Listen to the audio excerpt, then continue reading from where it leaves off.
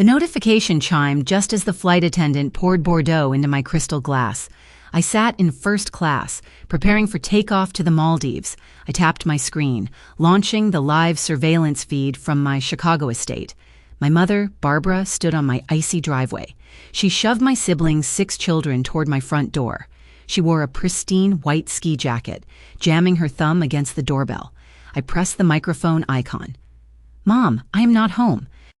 Barbara scoffed.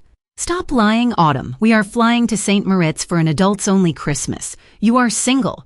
You have no life, and you have zero excuse. Watch them."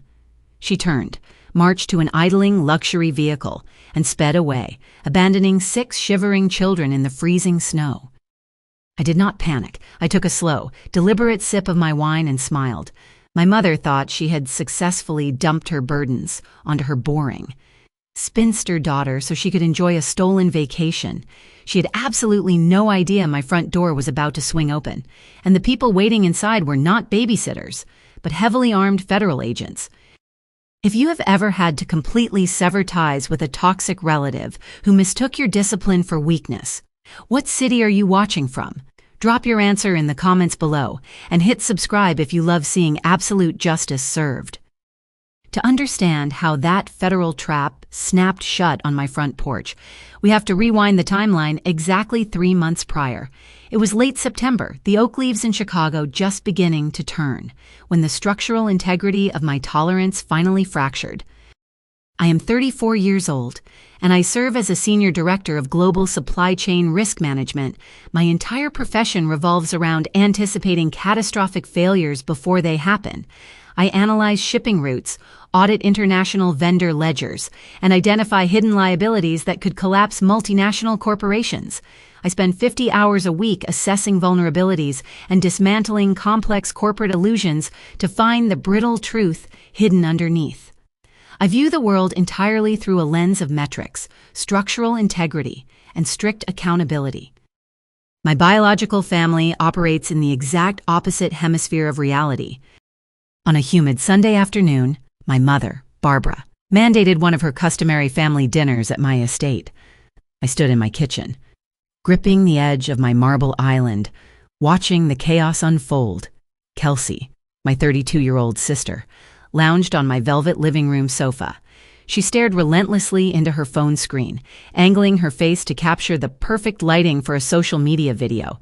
She completely ignored her 4 children, who were currently hurling heavy wooden building blocks against my custom baseboards and grinding crushed crackers deep into my imported rugs. Kelsey refused to work, claiming traditional employment stifled her creative energy and motherly intuition. Across the room stood my brother, Trent. He was 30, chronically unemployed, and considered himself a misunderstood financial prodigy.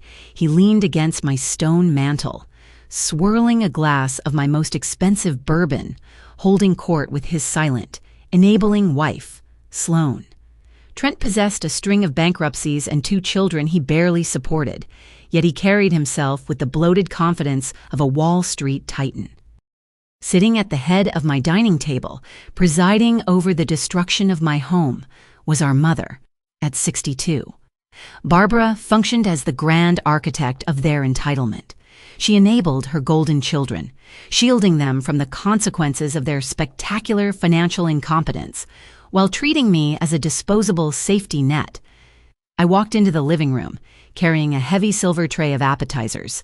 I set the tray down on the glass coffee table. Kelsey did not look up from her screen. "Autumn," Kelsey stated, her thumbs flying across her digital keyboard. "I forwarded a link to your email. The twins need new winter coats. I selected a few items from that boutique in Aspen. You need to process the payment today before the shipping window closes." I pulled my phone from my pocket and opened the forwarded link. I stared at the screen. The shopping cart contained 2 toddler-sized luxury down jackets. The subtotal sat at $3,400. I locked my screen and slid the device back into my pocket. "Kelsey, those are designer ski coats. They will outgrow them by February. You can purchase standard coats at a department store." Kelsey dropped her phone into her lap, exhaling a sharp, theatrical sigh of irritation.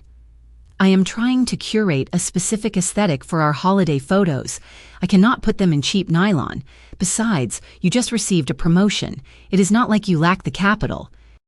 Before I could formulate a response, Trent pushed off the mantel and sauntered over to the kitchen island. He reached inside his tailored jacket, a piece of clothing I had undoubtedly paid for the previous year, and pulled out a crumpled piece of heavy stock paper. He tossed it onto the marble surface. The paper slid across the counter, stopping inches from my hand. "Speaking of liquid capital," Trent announced, pouring himself another measure of my bourbon, "I need you to handle that by Tuesday. The bank is being completely unreasonable about the timeline." I looked down at the document. It was a formal notice of intent to foreclose. Trent had missed 4 consecutive mortgage payments on his suburban home.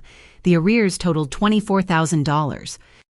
I picked up the heavy paper, feeling the deep indentations of the red ink warning labels.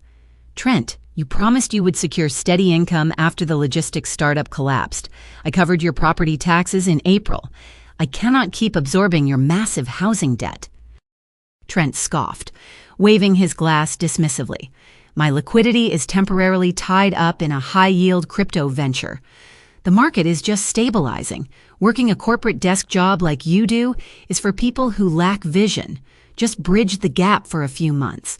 When the portfolio matures, I will pay you back double." He had recited that exact script for 7 years. The portfolio never matured. The payback never arrived. "I'm not paying $24,000 to cover a house you cannot afford," I stated, my voice dropping into a flat, unyielding register. The room fell dead silent. Kelsey stopped adjusting her hair. Trent froze, the rim of his glass hovering near his lips. In our family dynamic, setting a boundary constituted an act of open rebellion. Barbara rose from the dining table.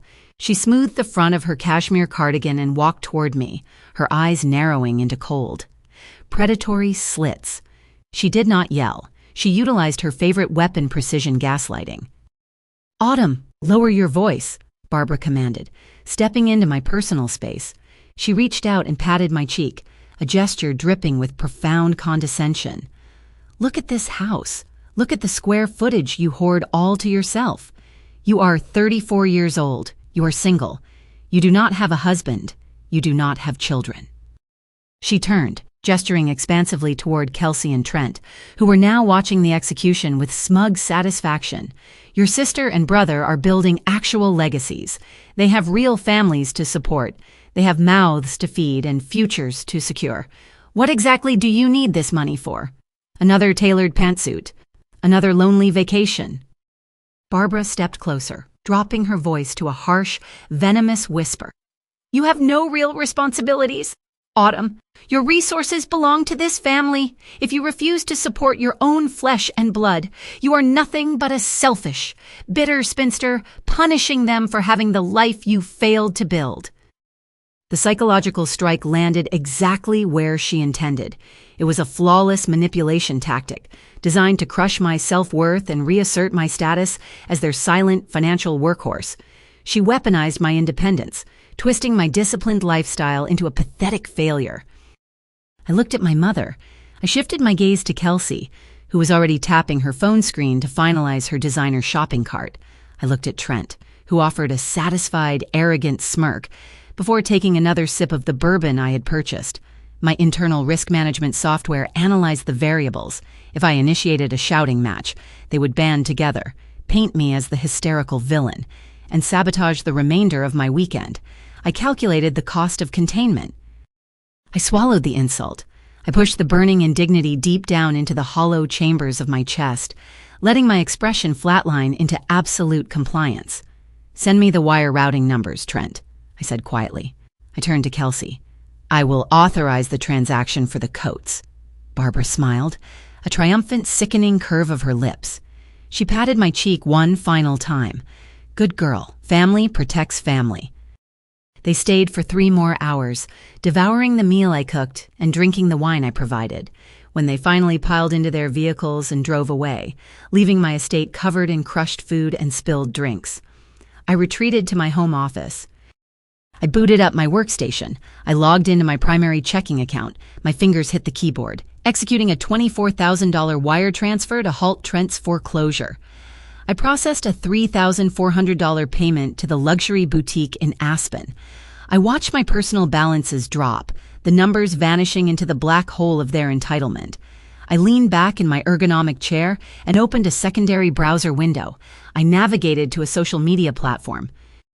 Kelsey had already uploaded a new video.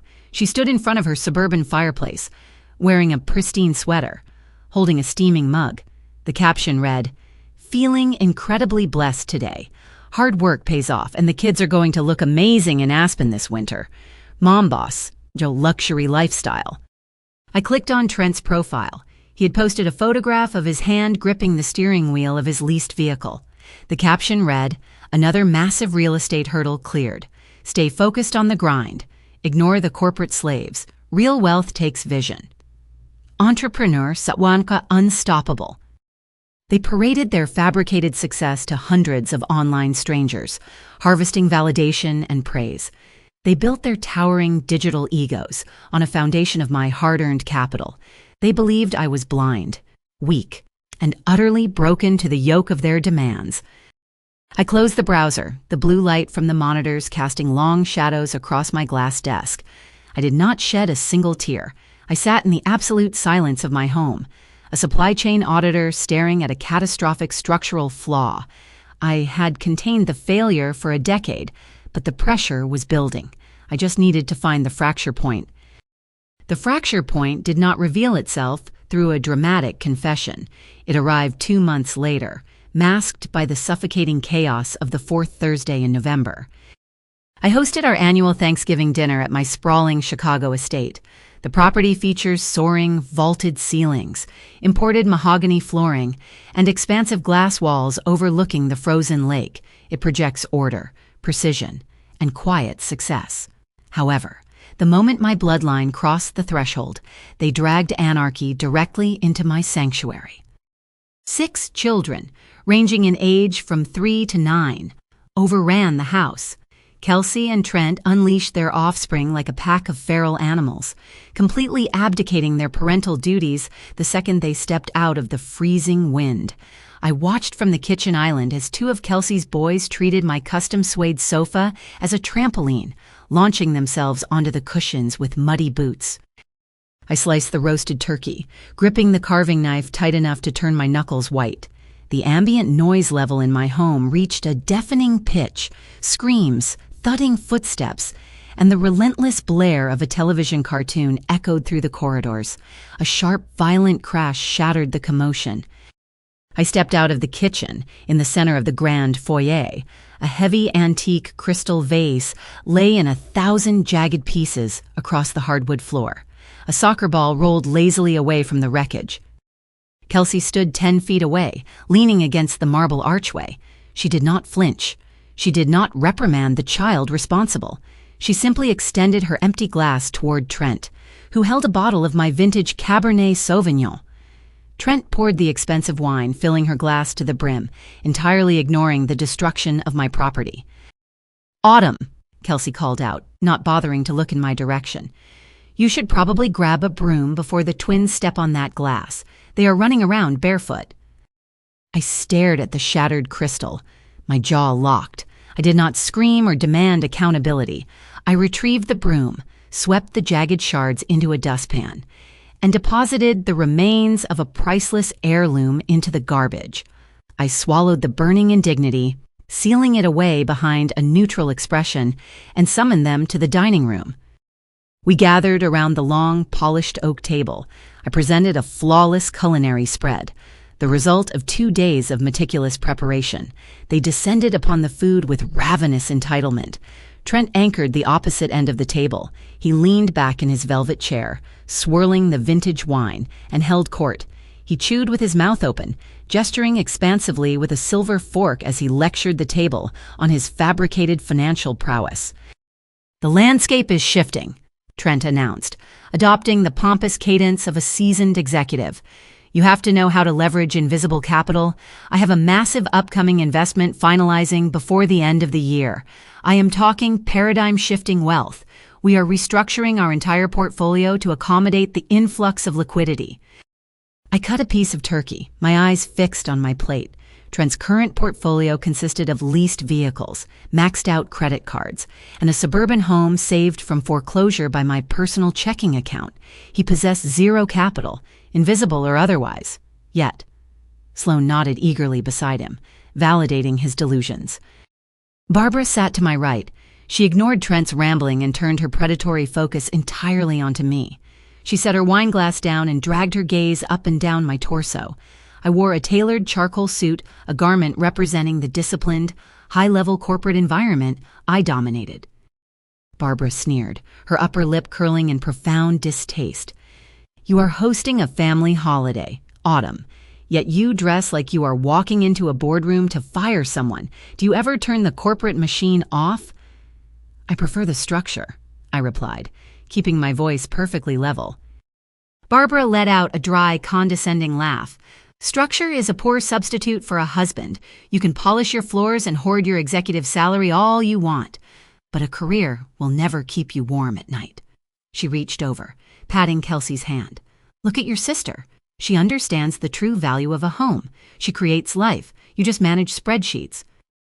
The tension in the dining room coiled so tightly it threatened to snap my spine.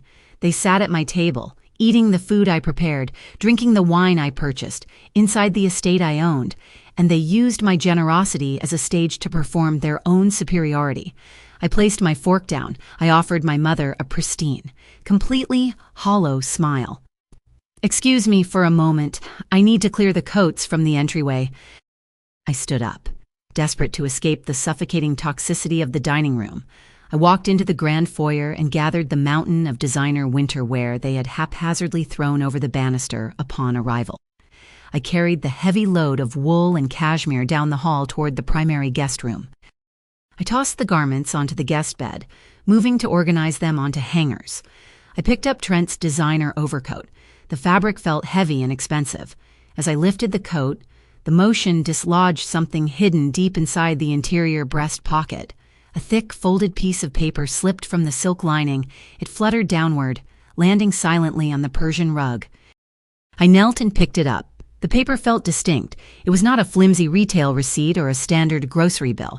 It was premium, watermarked heavy stock paper, the kind utilized exclusively by elite financial institutions for high-net-worth clients. I unfolded the document. The bold, embossed logo at the top center of the page belonged to Vanguard Commercial Trust. I froze. Vanguard Commercial Trust operates as a high-yield, exclusive commercial bank. They do not offer checking accounts to the general public. They manage massive corporate holdings, requiring a minimum liquidity threshold of $500,000 just to initiate a conversation. Trent possessed a credit score that barely qualified him for a cellular phone plan. He had absolutely zero business holding a quarterly statement from this institution. My eyes scanned past the logo, landing directly on the account holder information block, printed in stark black ink. The name on the account did not say Trent. It did not say Barbara or Kelsey. It bore my exact legal name, below my name. The document listed a corporate entity I had never seen before, Family's First Foundation. The breath vanished from my lungs, the ambient noise of the children screaming in the living room and Trent boasting in the dining room faded into total, ringing silence. I stared at the heavy stock paper. Family's First Foundation. My name, my identity. Tied to an elite commercial bank through an entity I did not create, resting inside the coat pocket of my chronically bankrupt brother. A lesser woman would have marched back into the dining room, slammed the document onto the oak table, and demanded an immediate explanation. A lesser woman would have screamed, hyperventilated, or dissolved into a puddle of panicked tears. I did none of those things. My emotional reaction instantly flatlined. The shock evaporated, instantly replaced by a cold, clinical, and terrifying curiosity. The sister who tolerated their abuse died standing on that Persian rug. The senior director of global supply chain risk management took absolute control of my nervous system. I did not see a family misunderstanding. I saw a massive, catastrophic compliance breach. I saw structural fraud. I ran my thumb over the embossed logo, my mind racing through the variables with brutal, lightning-fast precision. Trent did not possess the intellect to orchestrate a high-level corporate fraud alone. Barbara orchestrated everything. Kelsey provided the camouflage. They were working together. They had stolen my identity. I carefully folded the heavy stock paper precisely along its original crease. I slipped the quarterly statement deep into the pocket of my tailored charcoal trousers. I smoothed the lapels of my suit jacket. I regulated my breathing, drawing air in through my nose and pushing it out through my mouth in a slow, steady cadence. I walked out of the guest room, navigating the long hallway back toward the kitchen. I retrieved the pumpkin pies from the oven. I transferred them to a silver serving platter, arranging the dessert plates with flawless symmetry. I carried the tray into the dining room. Trent was still talking, swirling his wine and explaining the nuances of invisible capital to his captive audience. Barbara was inspecting her manicured nails. I set the silver tray down in the center of the table. I looked at my brother, then at my sister, and finally at my mother. I offered them a perfect, unassuming smile. "Who is ready for dessert?" I asked, my voice smooth and entirely devoid of suspicion. They eagerly reached for the plates, completely oblivious to the fact that the silent, boring spinster they despised had just discovered the blueprint of their destruction. They thought they were the predators enjoying a free meal. They had no idea they had just willingly locked themselves inside an inescapable cage. The final luxury vehicle pulled out of my circular driveway at precisely 10 o'clock in the evening. I stood in the grand foyer, watching the red taillights bleed into the freezing Chicago darkness. I pushed the heavy oak door shut. The deadbolt slid into the frame with a definitive, metallic strike. The silence of the estate rushed in, instantly replacing the suffocating noise of my bloodline. They left my home in absolute ruins. Smeared cranberry sauce stained the imported silk table runners in the dining room. Muddy footprints tracked across the pristine hardwood corridors. Empty wine bottles and crushed crackers littered the marble countertops in the kitchen. I bypassed the wreckage entirely. I did not possess the bandwidth for domestic cleanup. I possessed a catastrophic structural breach to isolate. I walked down the east corridor and pressed my thumb against the biometric scanner securing my home office. The lock disengaged. I stepped inside the dark room and sealed the heavy mahogany door behind me, locking out the rest of the world. I approached my workstation. I touched the power console. 3 ultra-high-definition monitors flared to life simultaneously, casting a stark, icy blue glow across the glass surface of my desk. The server tower beneath my feet hummed, the internal cooling fans spooling up to regulate the massive processing power I commanded. I reached into the pocket of my charcoal trousers. I retrieved the folded, watermarked paper I had extracted from Trent's overcoat. I flattened the Vanguard Commercial Trust statement under the focused beam of my desk lamp. The black ink stared back at me. Family's First Foundation, my exact legal name printed squarely beneath the entity title. As a global supply chain risk manager, my daily operations involve dismantling complex corporate illusions. I track phantom cargo ships across the Pacific Ocean. I audit ghost vendors hiding in Southeast Asia. I expose billion-dollar manufacturing discrepancies. Hunting down a domestic fraud ring orchestrated by 3 financial amateurs required a fraction of my operational capacity. I bypassed standard consumer web portals. I launched the proprietary forensic tracing algorithms I utilized to unearth offshore money laundering operations and shadow corporations. The terminal interface loaded, presenting a minimalist black screen awaiting command inputs. I typed the Vanguard routing digits and the partial account string visible on the dropped statement. I initiated a deep dive data scrape across federal and commercial financial registries.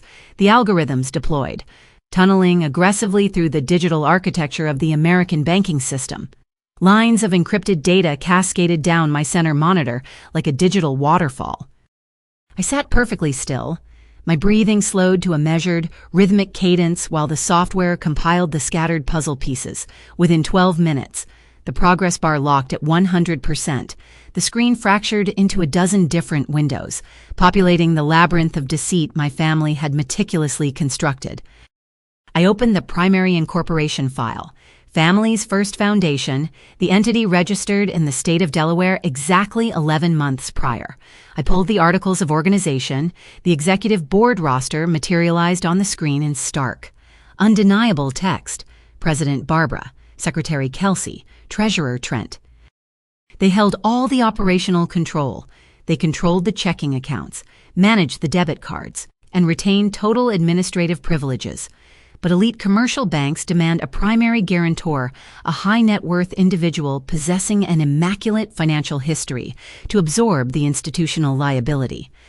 I scrolled down to the guarantor section. My full legal name populated the screen. I extracted the appended application documents, peeling back the layers of their deception. They had submitted a comprehensive dossier of my identity. The fields contained my social security number, my exact date of birth, my previous residential addresses, and my unlisted cellular contact information. It represented a trove of data only a mother would possess in such absolute, unredacted detail. I clicked on the final page, bringing up the digital signature block. A flawless rendering of my signature sat perfectly on the dotted line.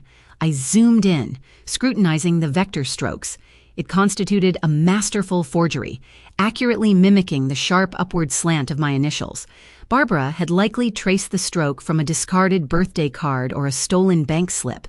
They possess the sheer, breathtaking audacity to sit in a notary's office and legally bind my entire financial existence to a corporate phantom. The establishment of the foundation represented merely the infrastructure. I needed to understand the payload. Why construct a nonprofit entity? What capital required such elaborate philanthropic camouflage? I routed the tracking software to scrape the inbound transaction hashes hitting the Vanguard Commercial Trust account. The data filtered, stripping away the routing noise and background transfers. A single, massive block of inbound capital materialized on my left monitor. The originator code belonged to the United States Department of the Treasury. My blood ran completely cold. The ambient temperature in the room seemed to plummet. I leaned closer to the monitor, the blue light reflecting off my irises. The foundation had applied for, and successfully secured, a massive block of federal tax grants. I pulled the specific grant application from the Federal Registry. The initiative targeted inner-city youth development, promising to build after-school technology centers and fund athletic programs for underprivileged children across the Midwest. The application featured pages of fabricated community outreach proposals, fictional budgets, and ghost partnerships. But the federal underwriters did not approve the funds based on the proposals. They approved the funds based on the guarantor. The government auditors saw my financial armor. They verified my decade of flawless fiscal responsibility. They saw my formidable corporate salary, my unblemished credit rating, and my extensive real estate equity. They greenlit the disbursement without hesitation, banking entirely on my reputation. I highlighted the final funding sum. I ran the aggregate total across the ledger to verify the math. $4 million. $4 million of federal taxpayer money, intended to shield vulnerable children from the streets, currently rested in a commercial account controlled by a woman who refused to work, a man facing active foreclosure, and a matriarch obsessed with projecting a wealthy facade. I released the mouse. I leaned back into the heavy leather of my ergonomic chair. I sat in the silent, blue-lit sanctuary of my office. The hum of the cooling fan served as the only sound anchoring me to reality. The sheer, staggering scale of the betrayal pressed down on my chest like a physical weight. My mother had not just favored my siblings. She had not just demanded I purchase luxury ski coats or cover delinquent mortgages to keep the peace. She had systematically hollowed out my entire financial existence. They watched me dedicate my 20s to brutal 60-hour work weeks. They watched me sacrifice vacations, relationships, and leisure to construct an impenetrable fortress of personal wealth and a flawless credit rating. They mocked my discipline relentlessly. They sneered at my tailored suits. They called my lifestyle barren, lonely, and pathetic. Yet, while I slept, they dismantled that fortress brick by brick.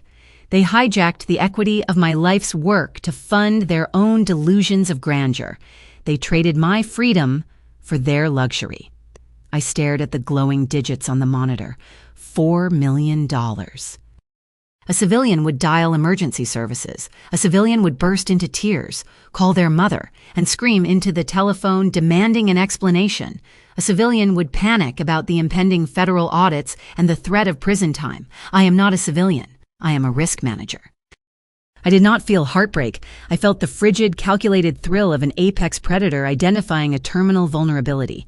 They believed they could siphon my lifeblood and leave me holding a $4 million federal bag. They believed I would remain the silent, compliant workhorse, too intimidated by family loyalty and social pressure to fight back. They assumed I would simply absorb the liability to protect the bloodline. I cracked my knuckles. The sharp, percussive sound echoed in the silent room. I pulled my keyboard closer, resting my wrists against the cool glass of my desk. The midnight audit was far from over. The execution was just beginning. I engaged the secondary tracking modules, routing my forensic software to follow the outbound transaction hashes originating from the Vanguard commercial trust account. The $4 million of federal grant money rested in the commercial vault for exactly 48 hours before my bloodline began siphoning the capital. The outbound wire transfers spiderwebbed across domestic banking nodes, fracturing into dozens of smaller, rapid disbursements. I isolated the expenditure logs, commanding the system to translate the raw financial data into merchant identities. The screen populated with receipts. They operated with absolutely zero restraint. They treated the federal treasury like a personal lottery winning. I opened the first cluster of transactions. My mother, my sister, and my brother had authorized massive down payments at a luxury automotive dealership, 3 high-end SUVs, leased under the foundation's corporate umbrella, complete with premium trim packages and specialized winter handling configurations. Next came the retail charges. Tens of thousands of dollars flowed directly into elite European fashion houses and high-end department stores. Kelsey's designer winter wear, the exact aesthetic she deemed necessary for her social media presence, was entirely subsidized by taxpayer money intended for underprivileged youth.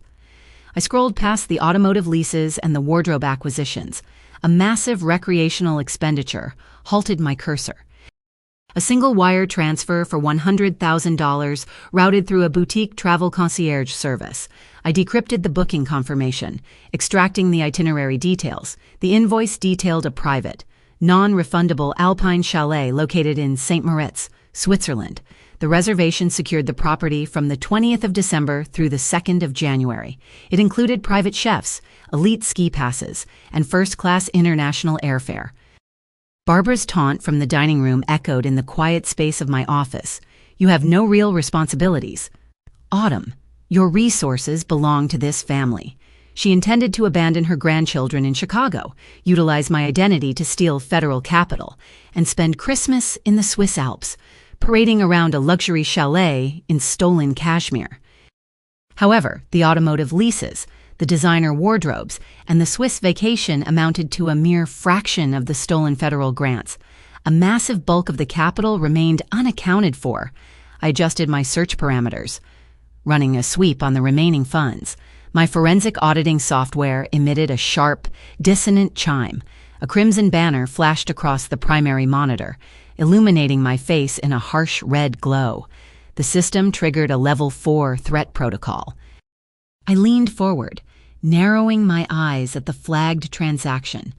Trent, in his supreme, unearned arrogance, did not just let the remaining money sit in the Vanguard account. He aggressively funneled $2 million of the federal grants into a single domestic entity named Meridian Core Holdings.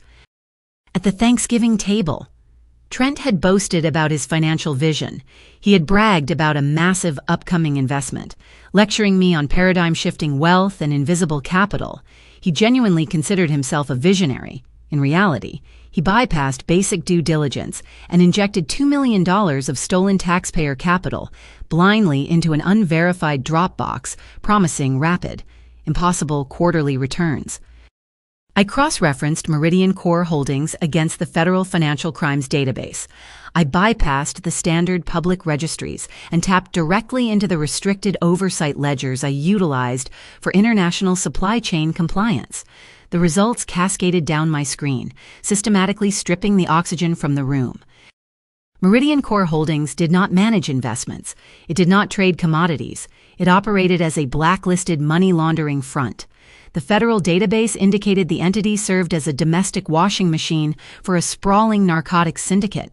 More terrifyingly, the registry showed the shell company was currently under active, aggressive surveillance by the Internal Revenue Service Criminal Investigation Division. My heart hammered a violent, heavy rhythm against my ribs. My family had not simply committed identity theft. They had not just committed federal grant fraud. By routing $2 million through Meridian Core Holdings, they intertwined my exact legal name and my social security number with a highly radioactive federal crime syndicate. I pulled up the corporate architecture Trent had structured for the family's first foundation. I examined the default matrix, the true horror of their deception locked into place with bone-crushing finality. They possessed no collateral. They held no legitimate assets. They structured the foundation to operate entirely as a shadow entity. When the IRS Criminal Investigation Division inevitably raided Meridian Core Holdings, the federal agents would seize the laundered assets. The government auditors would trace the $2 million back to the Vanguard Commercial Trust account. The federal authorities would discover the misappropriated tax grants. The United States government would not pursue the secretary or the treasurer of the foundation. They would hunt the primary guarantor. They would hunt the individual whose pristine financial history secured the funds in the first place. I gripped the edge of my glass desk. The cold, hard surface bit into my palms, grounding me against the spinning velocity of the betrayal. Barbara, Kelsey, and Trent had engineered a flawless, catastrophic sacrifice. They built a guillotine and placed my neck squarely on the block. When the federal hammer dropped, I would take the total fall. The IRS agents would breach the heavy oak doors of my Chicago estate with battering rams and federal warrants. They would freeze my legitimate accounts. They would terminate my corporate career instantly. I would stand in a federal courtroom, a risk manager utterly unable to explain how $2 million of stolen taxpayer money landed in a cartel money laundering syndicate under my explicit guarantee. I would be convicted. I would be stripped of my wealth, my property, and my hard-earned independence. I would be sentenced to a decade in a federal penitentiary, spending the rest of my adult life wearing a standard-issue jumpsuit inside a concrete cell. Meanwhile, my mother, my sister, and my brother would be sitting on a snow-capped balcony in Saint Moritz. They would sip vintage champagne, looking out over the pristine alpine slopes, mourning the tragic, unexpected criminal downfall of their spinster sister. They would play the victims perfectly, claiming they had no idea I was living a secret double life of corporate espionage and money laundering. They would retain the leased vehicles and the stolen cash, walking away completely unscathed while I burned to ash in their place. I released my grip on the desk. I pushed my chair back, standing up in the silent, glowing room. I paced the length of the office. The sheer, breathtaking malice required to execute such a maneuver defied basic human empathy. They demanded my compliance. They demanded my money. When I set a boundary over a delinquent mortgage, they decided to harvest my entire existence and discard the carcass. I walked over to the floor-to-ceiling window, looking out over the frozen surface of the lake behind my estate. The ice reflected the pale moonlight. I did not reach for my phone to confront them. Screaming at parasites only alerts them to the exterminator. If I confronted Barbara, she would deny it, manipulate the narrative, and rapidly liquidate the remaining funds, scattering the evidence across untraceable offshore accounts before I could secure my defense. I needed to operate in the absolute shadows. I needed to maintain the illusion of the silent, obedient workhorse. I turned back to the glowing monitors. I looked at the routing numbers, the forged signatures, and the radioactive syndicate ties. My family believed they had masterfully outsmarted the system. They believed they held all the leverage. They forgot one crucial detail. They built their entire fraudulent empire on the digital infrastructure of a woman who dismantles corporate fraud for a living. I walked back to my desk. I sat down in the ergonomic chair. I pulled the keyboard towards me, my fingers hovering over the keys. I was going to construct a digital counterstrike so precise, so devastatingly absolute, that they would never see the executioner's blade until it severed their heads. The sun crested the frozen horizon the morning following the midnight audit, casting a harsh, blinding glare across the ice-coated surface of the lake behind my estate. I stood in my kitchen, holding a porcelain mug of black coffee. The steam curled upward, dissipating into the chilled air. My cellular device vibrated against the marble island, shattering the quiet sanctuary of the room. The caller identification displayed Barbara's name. Less than 12 hours prior. I sat in the blue glow of my server monitors and watched her digital fingerprints hijack my identity. I watched her tether my future to a cartel money laundering syndicate. I pressed the green icon on the glass interface. I did not hesitate. I did not let my heart rate elevate. I lifted the receiver to my ear. "Good morning, Mom," I said. My vocal register projected warm, oblivious compliance. "Autumn," Barbara commenced, bypassing any standard greeting. "I am finalizing our holiday schedule. We require you to host dinner on the 24th of December. Prepare the prime rib. Do not overcook it this time." She paused, the line crackling with static. She prepared to deliver the secondary demand, the pivot she believed she orchestrated with masterful subtlety. "Additionally," Barbara continued, adopting a breezily dismissive tone, "Trent, Kelsey, and I booked a last-minute corporate retreat. We are pursuing a massive overseas investment opportunity. We depart from the international terminal later that evening. You need to watch the children for a few days. Clear your calendar. Sapatiste." She categorized abandoning 6 minors on a holiday as a casual inconvenience. She framed a stolen, $100,000 alpine vacation, subsidized by federal tax fraud, as a corporate retreat. I gripped the porcelain handle of my coffee mug, the ceramic bit into my skin. "Of course, Mom," I replied smoothly. "I will prepare the guest rooms. Take all the time you need for your business trip. The kids and I will have a wonderful holiday here." Barbara exhaled a sharp, satisfied breath. "Excellent. Do not forget the organic snacks. I will forward the grocery list." She terminated the connection. I placed the device back onto the marble surface. I poured the remaining coffee down the stainless steel basin of the sink. The charade commenced. Over the subsequent 3 weeks, I constructed an impenetrable facade. I engineered the ultimate illusion of the submissive. Terrified spinster, I hosted my bloodline for 3 consecutive Sunday dinners, transforming my estate into a stage for their unearned supremacy. I stood in the dining room, holding a bottle of vintage Pinot Noir, and filled their crystal goblets. I served roasted lamb and caramelized root vegetables, playing the role of the silent domestic servant. Trent anchored the table, utilizing the gatherings to test drive his fabricated aristocratic persona. He wore custom-tailored cashmere sweaters, the fabric purchased with stolen federal grants. "The European markets offer unparalleled liquidity right now," Trent boasted. Chewing a piece of lamb, he gestured aggressively with his silver fork. "Our upcoming acquisition in the Swiss sector will entirely redefine our portfolio. You simply cannot generate that level of capital sitting behind a desk in Chicago. Autumn." I poured a splash of wine into his glass. "It sounds incredibly complex. Trent, you must be managing massive liabilities."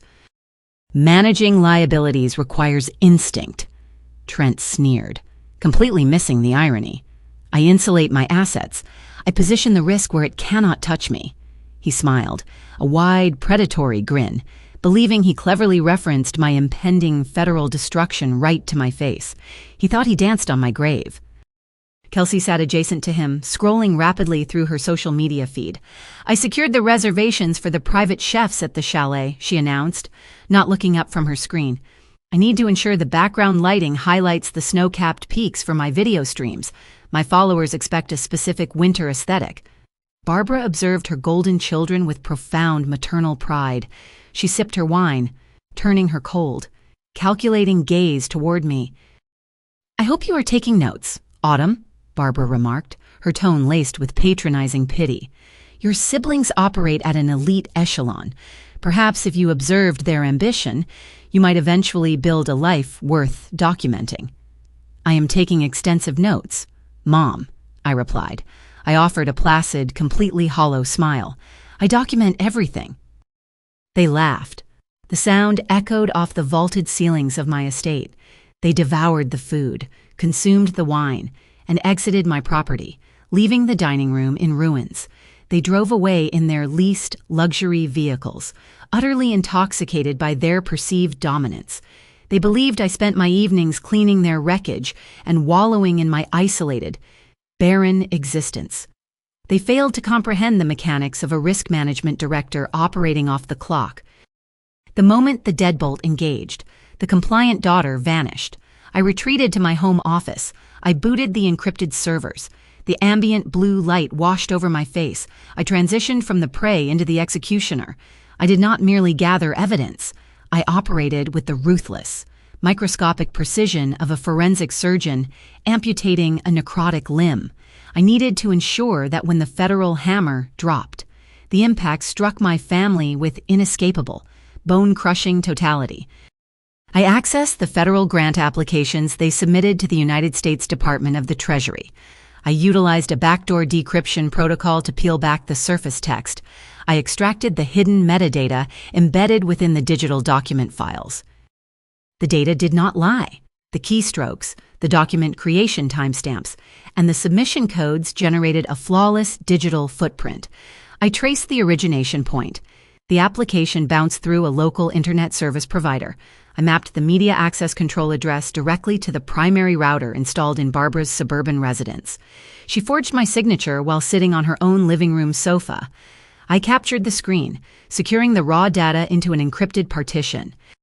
Next, I targeted the offshore money laundering syndicate.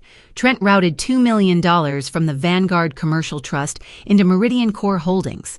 He assumed the domestic shell company provided a secure, untraceable Dropbox. He lacked the fundamental intelligence to scrub his transfer hashes. I deployed a packet-sniffing algorithm. Tunneling through the commercial banking networks, I isolated the exact sequence of wire transfers. I captured the authorization codes. I matched the digital authorizations directly to Trent's cellular device and Kelsey's personal laptop.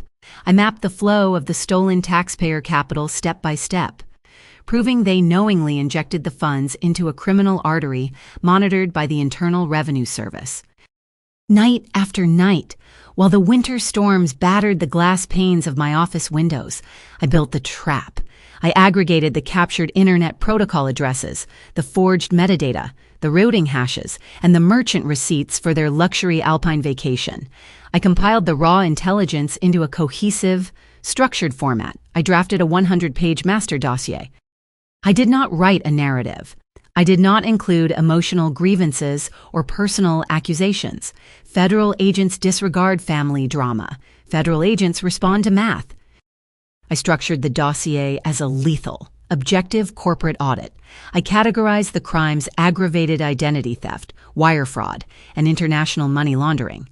I appended the corresponding digital fingerprints to each charge, highlighting the undeniable links between the stolen $4 million and the laptops sitting on their respective kitchen counters.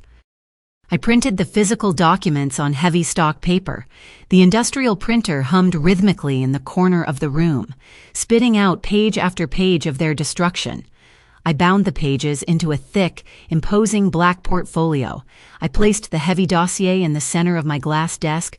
I ran my hand over the matte black cover. The snare sat fully armed. Every single digital exit route was blocked. Every attempt they made to shield themselves would only tighten the noose around their necks. They spent 3 weeks strutting through my home, drinking my wine, and mocking my discipline. They believed they held all the cards. I picked up the black portfolio and locked it inside my fireproof safe. The execution awaited deployment. The digital dossier rested on my encrypted server, a 100-page loaded weapon.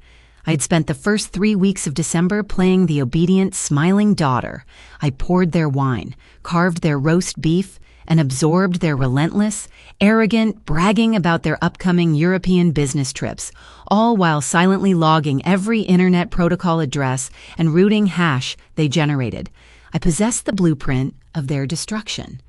But before I could detonate the explosive, I needed to extract myself from the blast radius. Elite commercial banking institutions operate behind impenetrable bureaucratic walls designed specifically to repel civilian inquiries. However, global supply chain risk managers do not use the front door. We hold the keys to the service entrances. 3 years prior, I audited a catastrophic maritime shipping failure for a major pharmaceutical client, saving Vanguard Commercial Trust from a massive collateral default. The senior compliance director, a man named Gideon, owed his current executive trajectory entirely to my risk assessment. I did not intend to ask him for a favor. I intended to call in the debt. I sat in the sterile blue light of my home office and dialed his unlisted cellular number. He answered on the second ring.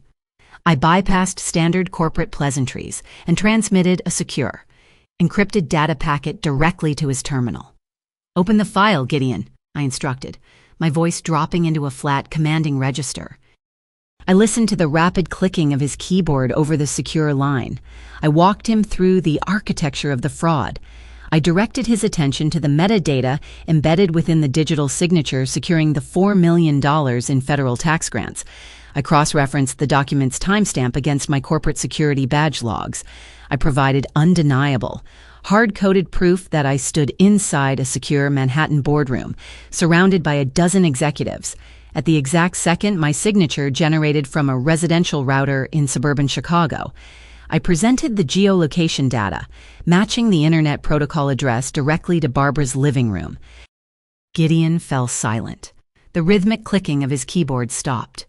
"This is a massive breach," Gideon finally murmured, his tone shifting from professional courtesy to institutional panic. "I need to initiate our internal fraud protocols. We will freeze the family's First Foundation accounts and lock the remaining capital." "You will do no such thing," I countered, slicing through his panic with surgical precision. "You will not alert them. I am not reporting a standard identity theft. I am reporting a radioactive liability currently contaminating your pristine commercial ledgers." I instructed him to open the second folder in the data packet. I directed his eyes to the $2 million outbound wire transfer hitting Meridian Core Holdings. I outlined the cross-referenced intelligence from the Federal Financial Crimes Database. I informed him that his bank currently hosted a blacklisted money laundering syndicate, actively monitored by the Internal Revenue Service Criminal Investigation Division. I heard the sharp, sudden intake of his breath over the line. Gideon recognized the catastrophic nature of the exposure. If federal agents breached Vanguard's servers and discovered cartel-linked capital flowing through their accounts, the institutional fallout would collapse the bank's quarterly stock valuation. The ensuing federal audits would cost him his career. "How do we contain this?" Gideon asked, his voice tightening into a frantic whisper. I provided the structural solution. I dictated the terms of my extraction. The foundational charter listed Barbara as president, Kelsey as secretary, and Trent as treasurer. They possessed the operational authority. They executed the inbound transfers. They authorized the outbound money laundering. I instructed Gideon to utilize his executive compliance override. He possessed the administrative clearance to unilaterally sever my Social Security number from the corporate profile. "Transfer the primary guarantor status entirely onto the secondary signers," I commanded. "Indemnify my identity. Bind the toxic liability, the impending loan defaults, and the federal exposure directly to their names. Leave the accounts active. Let them hold the bag." Gideon placed me on a brief, silent hold. I sat back in my ergonomic chair, staring at the glass surface of my desk. The cooling fans in my server tower hummed a low, steady drone. Minutes stretched, wrapping the quiet office in heavy tension. My pulse maintained a slow, steady rhythm. I did not blink. I waited for the digital architecture of my enslavement to collapse. The secure line clicked back open. "It is done," Gideon stated, exhaling a long, ragged breath. "Your Social Security number is completely scrubbed from the Vanguard registry. The Foundation's debt matrix and the compliance liabilities are now anchored exclusively to the executive board. You are a ghost, Autumn." "Thank you, Gideon. Erase this call log." I terminated the connection. Seconds later, an encrypted email hit my inbox. I opened the attached portable document format file. The amended corporate charter loaded across my ultra-high-definition monitor. I scrutinized the guarantor block. My name had vanished. The 9 digits of my social security number had evaporated. In their place, the bold black text listed Barbara, Kelsey, and Trent. The crushing, toxic weight of the $4 million in federal grant fraud shifted. The radioactive ties to the money laundering syndicate moved. The impending catastrophic collision with the Internal Revenue Service transferred seamlessly onto the shoulders of the very people who had attempted to bury me. I watched the screen confirm the transfer of liability. A profound, icy liberation washed through my veins. The rigid, suffocating tension that had locked my spine for 3 weeks dissolved into the cool, ambient air of the office. I severed the anchor. My bloodline was now adrift in a federal minefield, entirely unmoored, clutching a live grenade they genuinely believed was a solid gold brick. With my financial armor fully restored and my identity cleared from the blast radius, I pivoted my focus toward the physical extraction. I closed the Vanguard portal and accessed the private interface of my elite travel concierge. I needed to vanish, but I needed the timing to reflect absolute, mocking precision. I pulled up the intercepted travel itinerary for their fraudulent Swiss vacation. Barbara had utilized the stolen federal funds to secure luxury accommodations in Saint Moritz, operating under the delusion that she could abandon her 6 grandchildren on my doorstep while she sipped champagne in the Alps. Their luxury international carrier departed O'Hare International Airport on the 20th of December at 8 o'clock in the evening. I navigated my travel portal. Pulling up the global departure matrix, I selected an Emirates first-class flight bound for the Maldives. I bypassed the standard seating and secured a fully enclosed private suite. I locked in my takeoff for exactly 4 o'clock in the afternoon on the 20th of December, precisely 4 hours before their doomed alpine escape. I proceeded to the accommodation menu. I bypassed the standard resorts and reserved a sprawling overwater villa suspended above the turquoise expanse of the Indian Ocean. I secured the sanctuary for 2 weeks. I authorized the massive payment using my legitimate, untainted corporate funds, watching the confirmation screen materialize with a satisfying, decisive click. I leaned back, resting my hands behind my head. The digital snare was completely untangled. I possessed my freedom, my capital, and my boarding pass. I had successfully relocated the guillotine directly over their arrogant heads. I just needed to finalize the physical trap at my Chicago estate to ensure the blade dropped with maximum, inescapable velocity. I pivoted my focus from the digital realm to the physical battleground.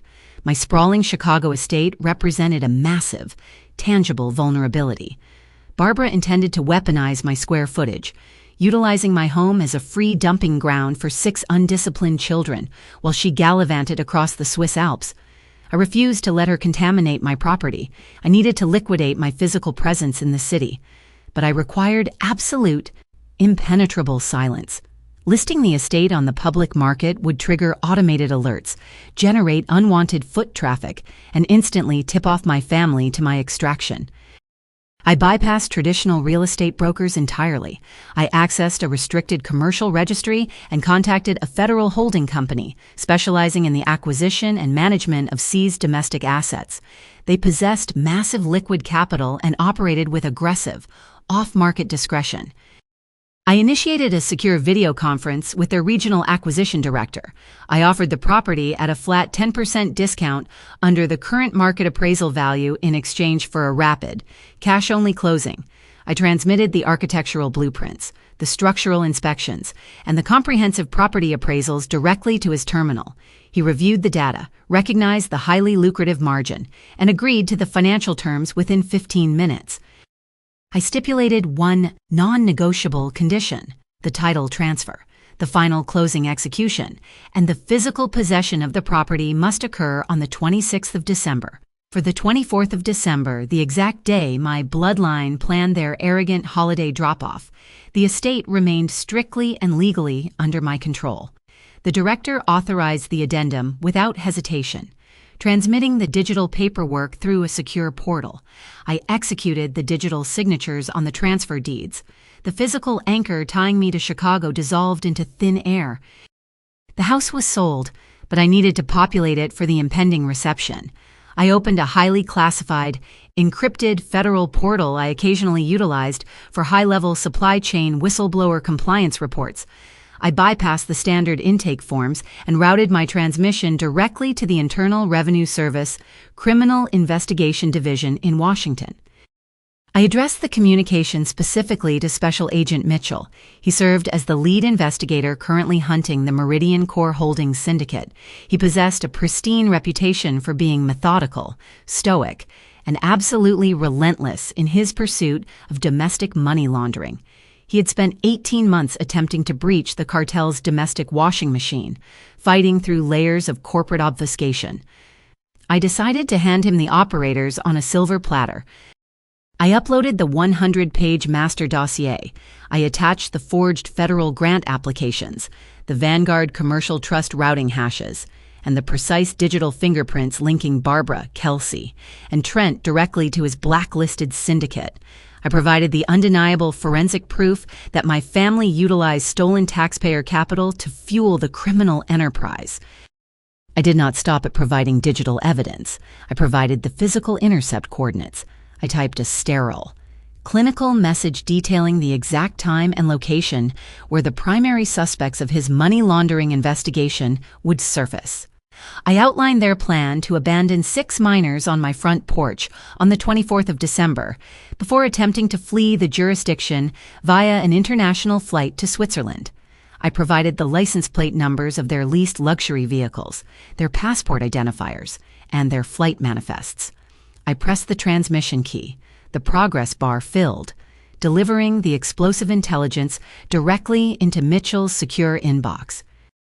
The federal agents would secure the criminals, but I refused to abandon the children to the chaotic bureaucracy of the state foster system.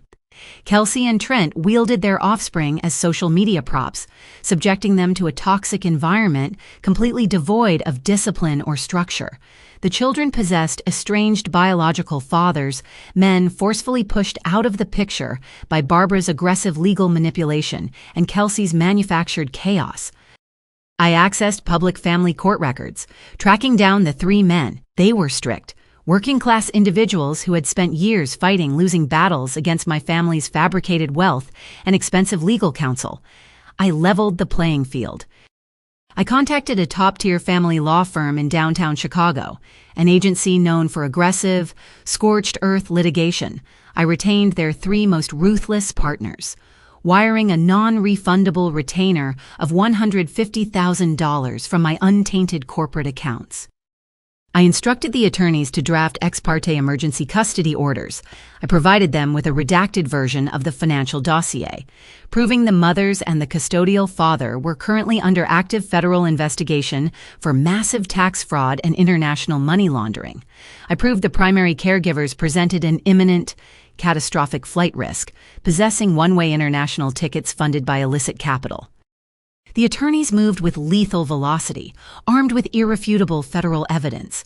They bypassed standard court delays, approaching sympathetic judges in closed chambers, and secured the emergency custody warrants within 48 hours. I connected the legal team with the estranged fathers, funding their representation entirely. I mandated that the fathers arrive at my estate on the 24th of December, coordinating their arrival perfectly with the Internal Revenue Service raid. The physical and legal mechanisms locked into place. I transformed my serene, lakeside property into an inescapable steel trap. I upgraded the exterior surveillance system, installing high-definition, pan-tilt zoom cameras across the driveway and the front porch. I embedded hidden microphones in the stone archways. I routed the feeds directly to a secure application on my cellular device, ensuring I possessed global, uninterrupted access to the perimeter regardless of my geographical location. I reprogrammed the biometric locks on the heavy oak front doors. I disabled my mother's emergency access codes, engaging the internal deadbolts. I staged the exterior of the house to look perfectly normal, leaving the porch lights illuminated and contracting a service to keep the driveway cleared of snow.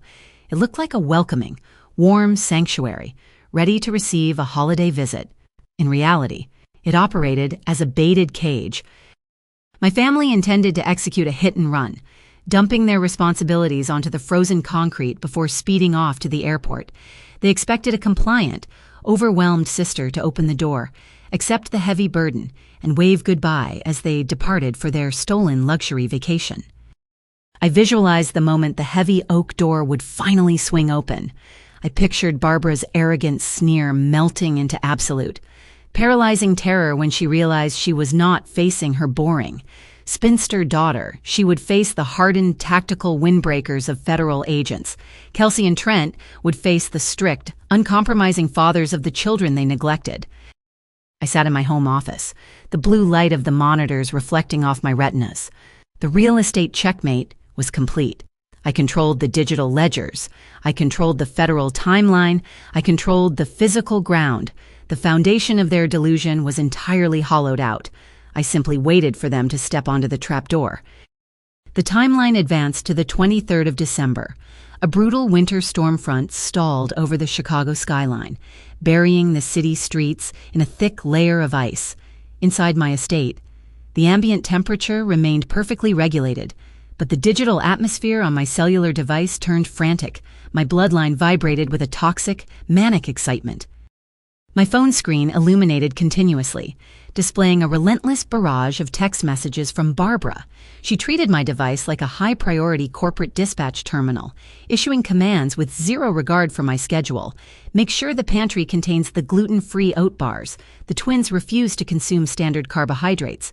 I require you to procure the specialized organic lactose-free milk by this evening. Do not purchase the generic brand.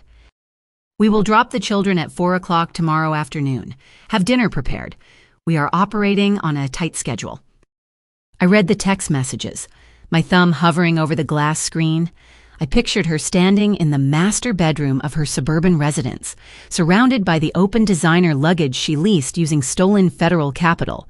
She undoubtedly folded the cashmere sweaters and the specialized alpine ski trousers purchased from the luxury boutique, treating the stolen garments with more reverence than she treated her own grandchildren.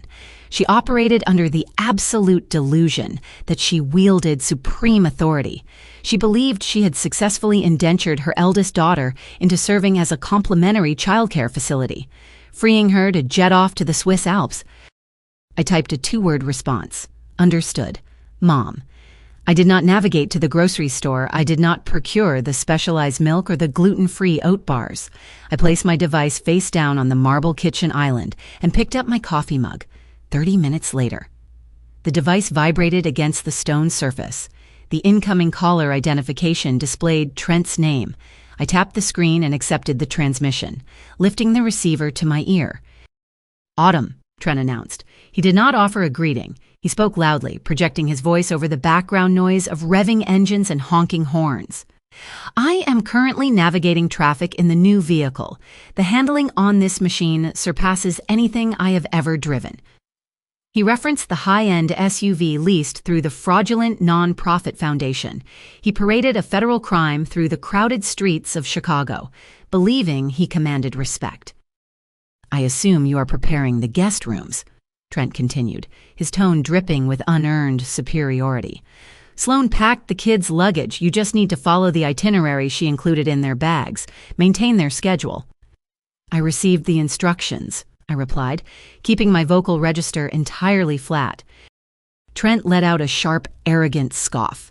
You sound exhausted. Autumn, that corporate grind is draining your vitality. I told you at Thanksgiving. The landscape requires vision.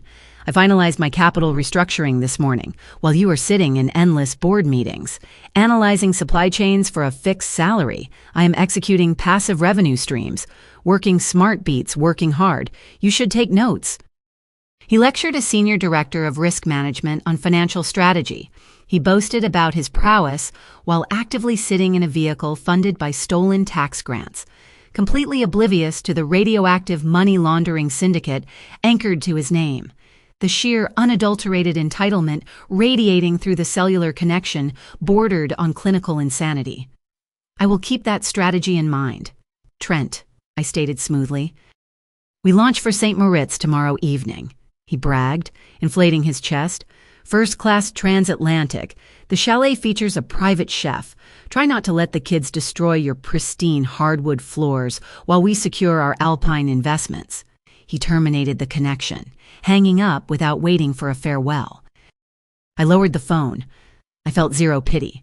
Any lingering shred of familial obligation evaporated, incinerated by the staggering magnitude of their arrogance. They genuinely considered themselves apex predators. They viewed me as a slow, docile herbivore, existing solely to be harvested for their convenience. They believed they scammed the system, enslaved their sister, and secured a lifetime of aristocratic luxury. I walked away from the kitchen island, navigating the quiet corridors toward my master suite. I bypassed the expansive walk-in closet housing my tailored charcoal suits and rigid corporate attire. I approached the storage alcove and extracted a sleek, silver Rimowa suitcase. The polycarbonate shell gleamed under the recessed lighting. I placed the luggage flat on the center of my king-sized mattress and released the twin metal latches. I did not pack heavy wool overcoats or specialized alpine ski gear. I moved to a separate section of my wardrobe. I extracted sheer silk sundresses, lightweight linen trousers, and vibrant designer swimwear.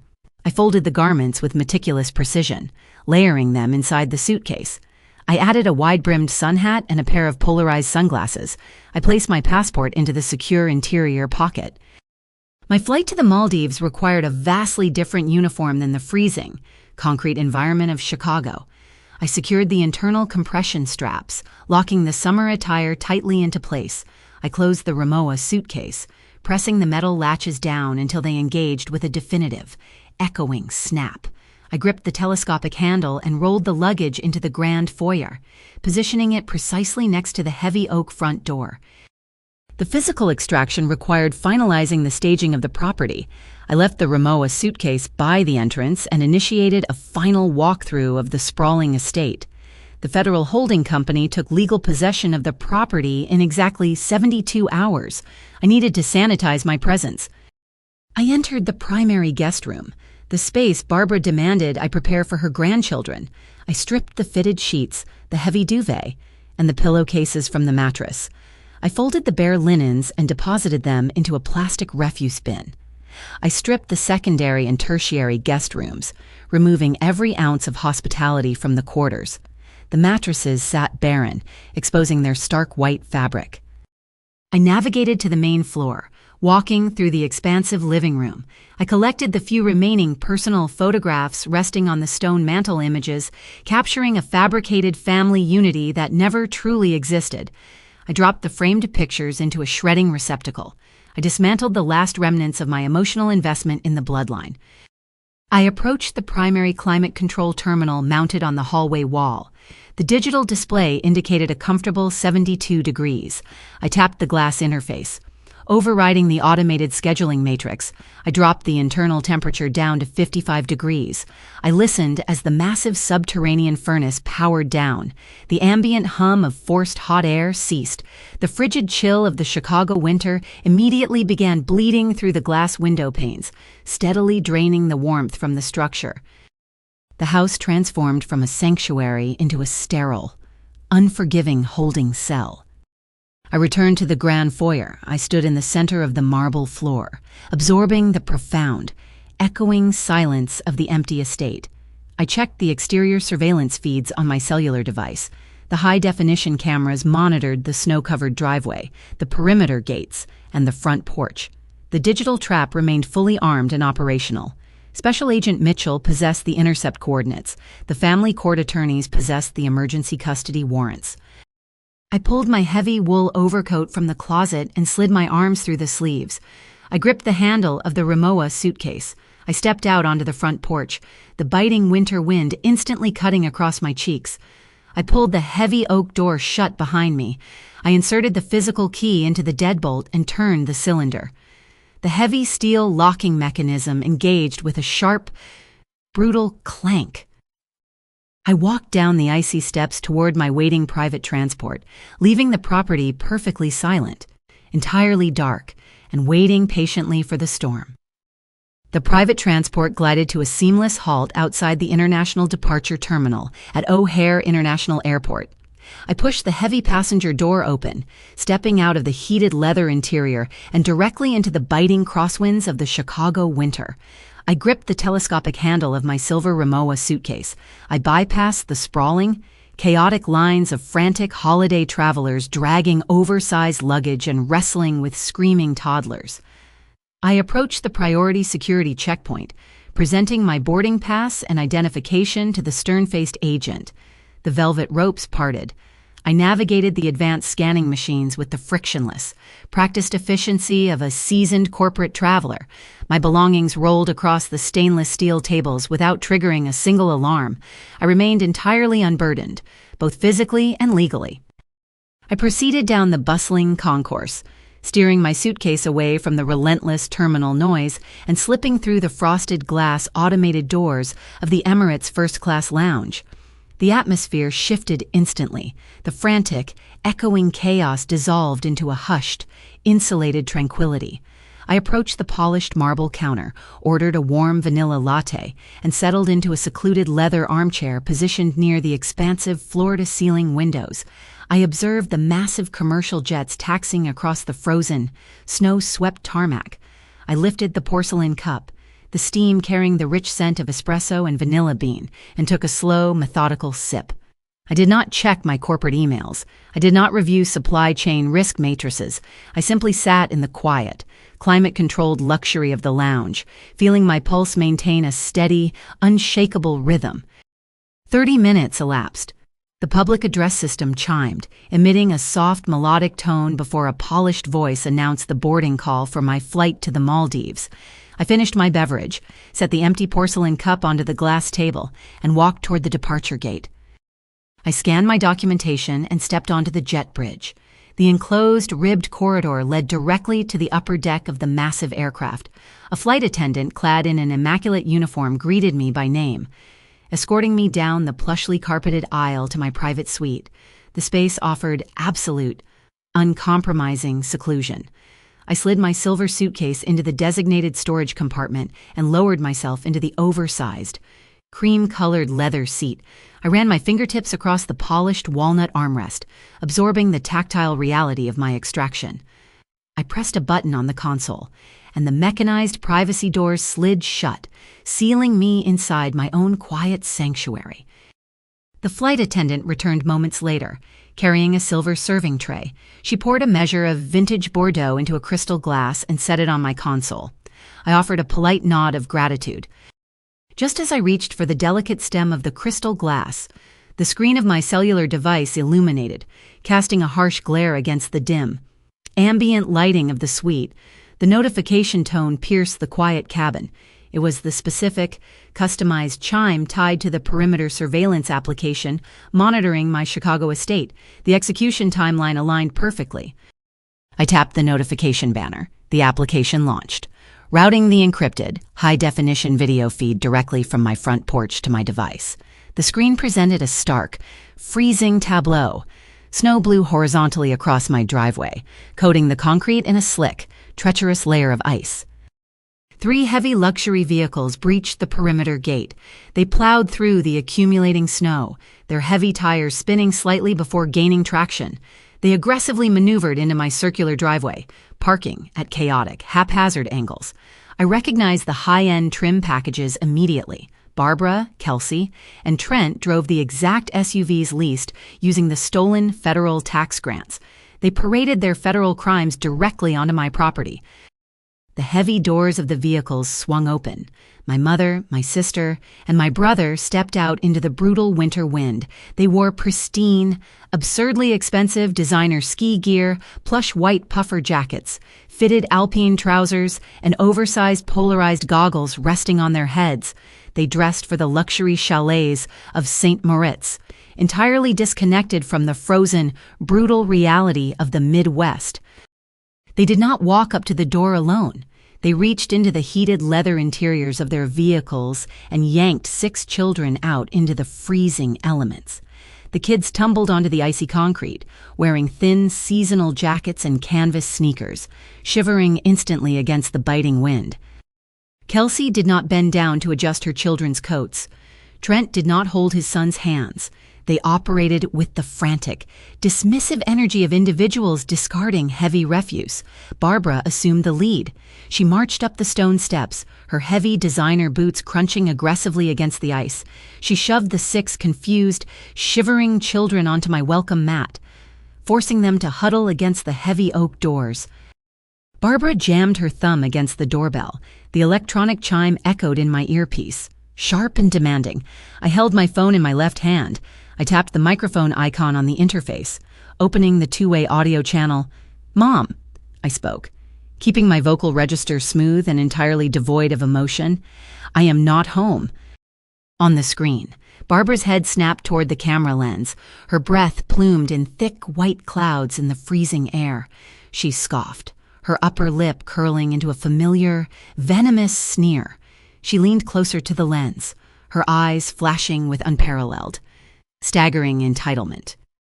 "Stop lying, Autumn," Barbara commanded, her voice dripping with absolute contempt, distorted slightly by the microphone receiver.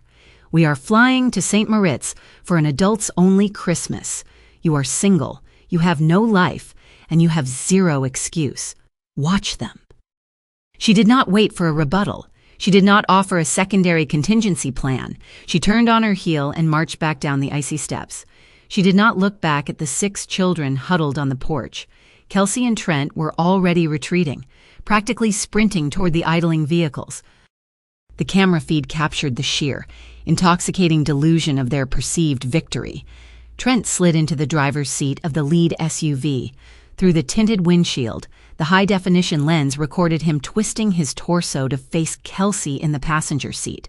They raised their hands and slapped their palms together in a massive, triumphant high five. They threw their heads back, their mouths open in raucous laughter. They genuinely believed they had executed a flawless maneuver. They thought they had dumped their heaviest burdens onto a compliant, trapped spinster and cleared the path for a stolen, alpine vacation funded by taxpayer capital. The heavy engines of the luxury SUVs revved, blowing thick plumes of exhaust into the freezing air. The tires spun on the ice, kicking up slush as they accelerated down the driveway. The red taillights vanished into the snowstorm, leaving the 6 abandoned children pounding their small, frozen fists against my heavy oak door.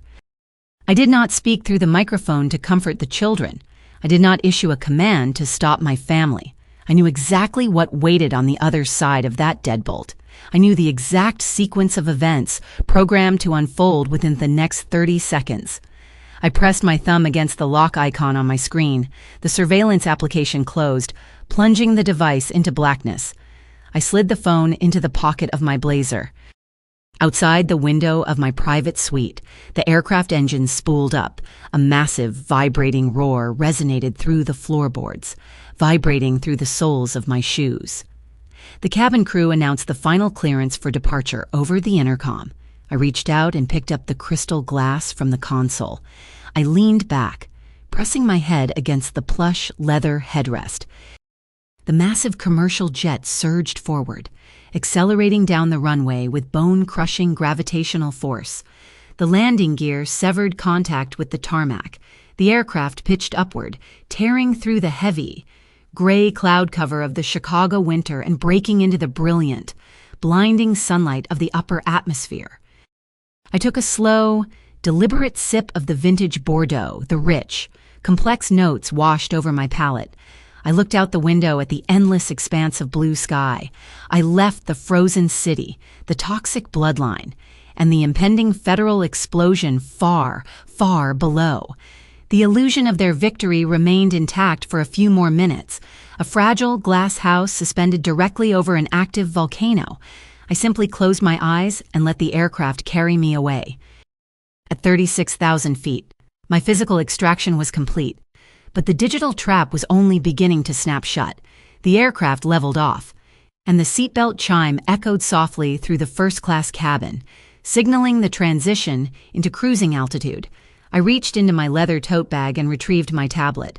I connected to the encrypted satellite wireless network, inputting my credentials with steady, measured keystrokes. I bypassed the in-flight entertainment portal and launched my dedicated security application. The high-definition video feed buffered for a fraction of a second before snapping into crystalline focus.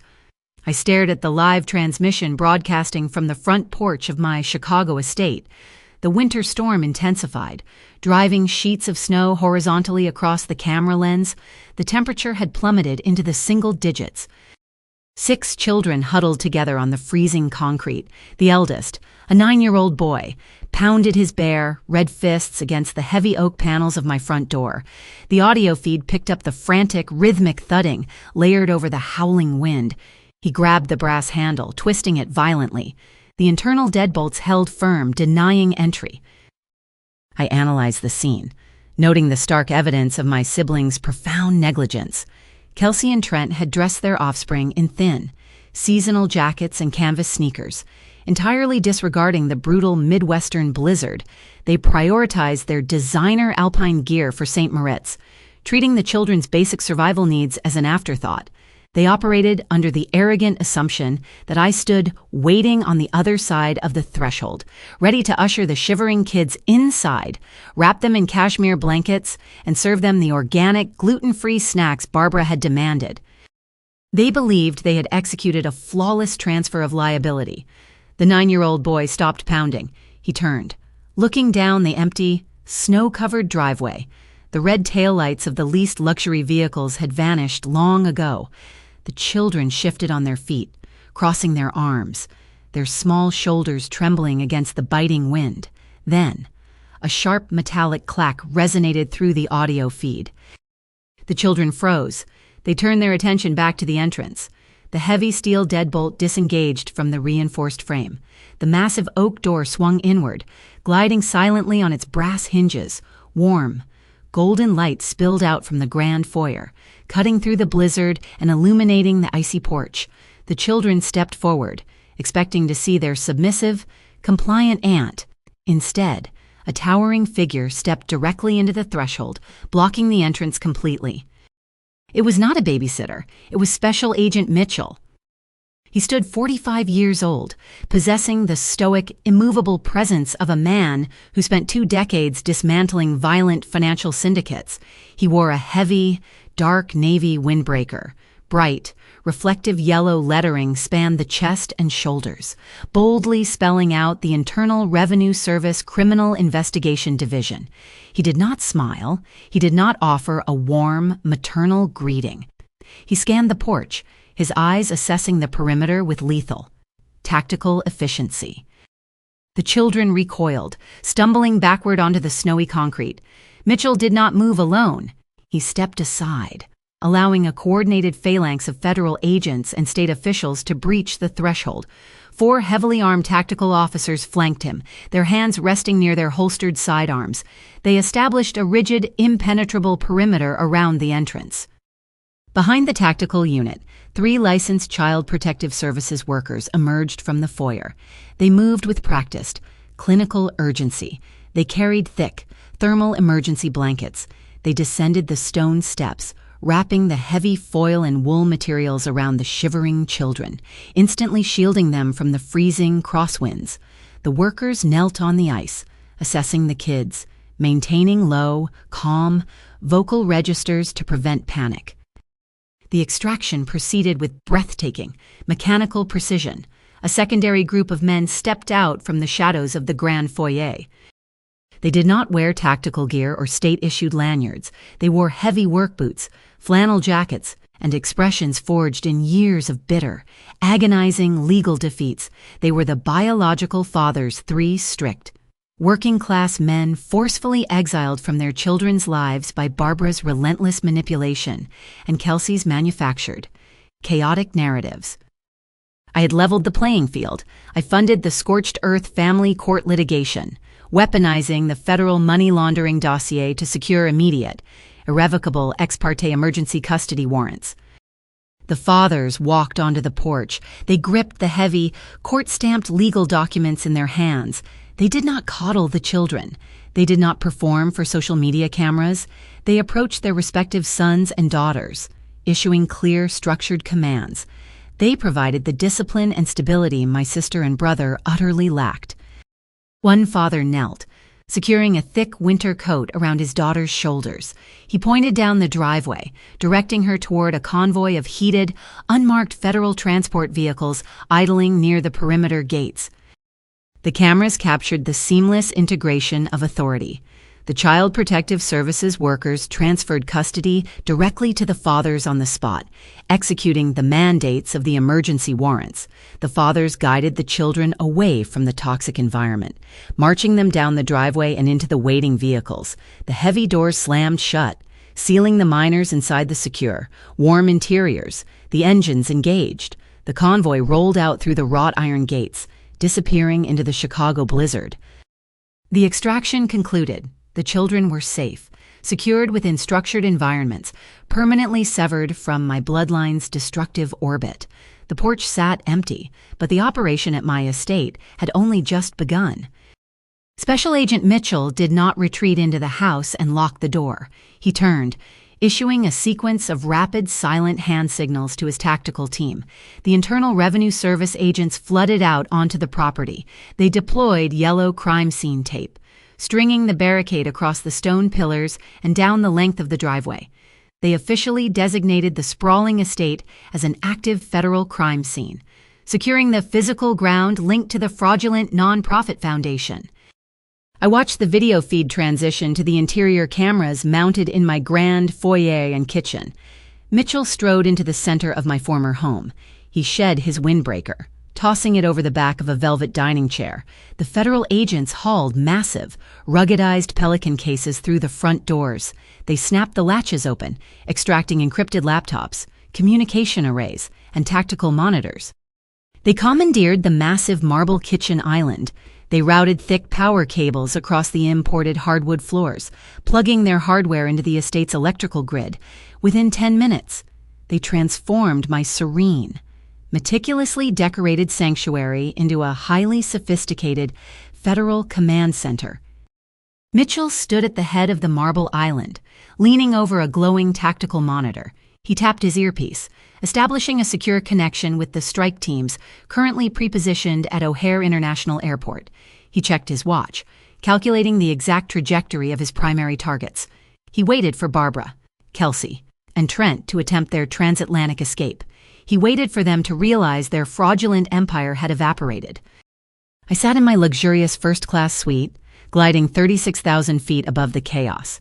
I tapped the screen of my tablet, severing the connection to the surveillance application. The high-definition feed vanished, plunging the display into absolute darkness. I slid the device back into my leather tote bag. The first half of the execution had deployed flawlessly. The children were extracted. The physical property was seized. The federal snare was fully, irrevocably armed. I leaned back against the plush leather seat and pressed a button on the armrest. The motorized window shade lowered smoothly, blocking the brilliant, high-altitude sunlight. The cabin enveloped me in quiet, insulated tranquility. I folded my hands across my lap, feeling the steady, unbroken rhythm of my pulse. My bloodline currently sped toward the international terminal, laughing in their stolen vehicles, utterly intoxicated by their fabricated supremacy. They believed they had outsmarted the system. They believed they had chained me to their responsibilities. They had no idea that I had just liquidated their entire reality. They were about to step up to the premier departure desk. They were about to hand over the plastic cards tied to the stolen federal tax grants. They were minutes away from triggering a catastrophic financial collapse that would strip the designer clothes from their backs and march them straight into a concrete cell. I closed my eyes. I did not need to watch the cameras anymore. I simply waited for the satellite phone in my suite to ring. While I waited in my silent sanctuary, the inescapable sequence of events was already unfolding 10 miles below. I shifted my focus to the international terminal at O'Hare, visualizing the precise moment my family's fabricated reality violently collided with federal law. They abandoned their leased luxury vehicles at the premier valet curb, tossing crumpled $100 bills to the attendants. They escaped the brutal Chicago blizzard and stepped through the sliding glass doors into the climate-controlled sanctuary of the departure concourse. They moved as a pack, radiating a toxic, unearned supremacy.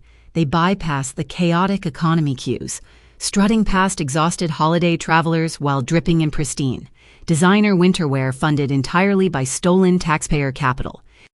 Barbara led the formation, wearing her oversized white puffer jacket, her chin held high. Kelsey trailed a few steps behind. Holding her cellular device at eye level, she broadcasted a live video to her social media followers, capturing the sweeping architecture of the terminal and boasting about her impending adults-only alpine escape. Trent anchored the group, adjusting the lapels of his cashmere coat and checking the heavy, stolen Rolex on his wrist.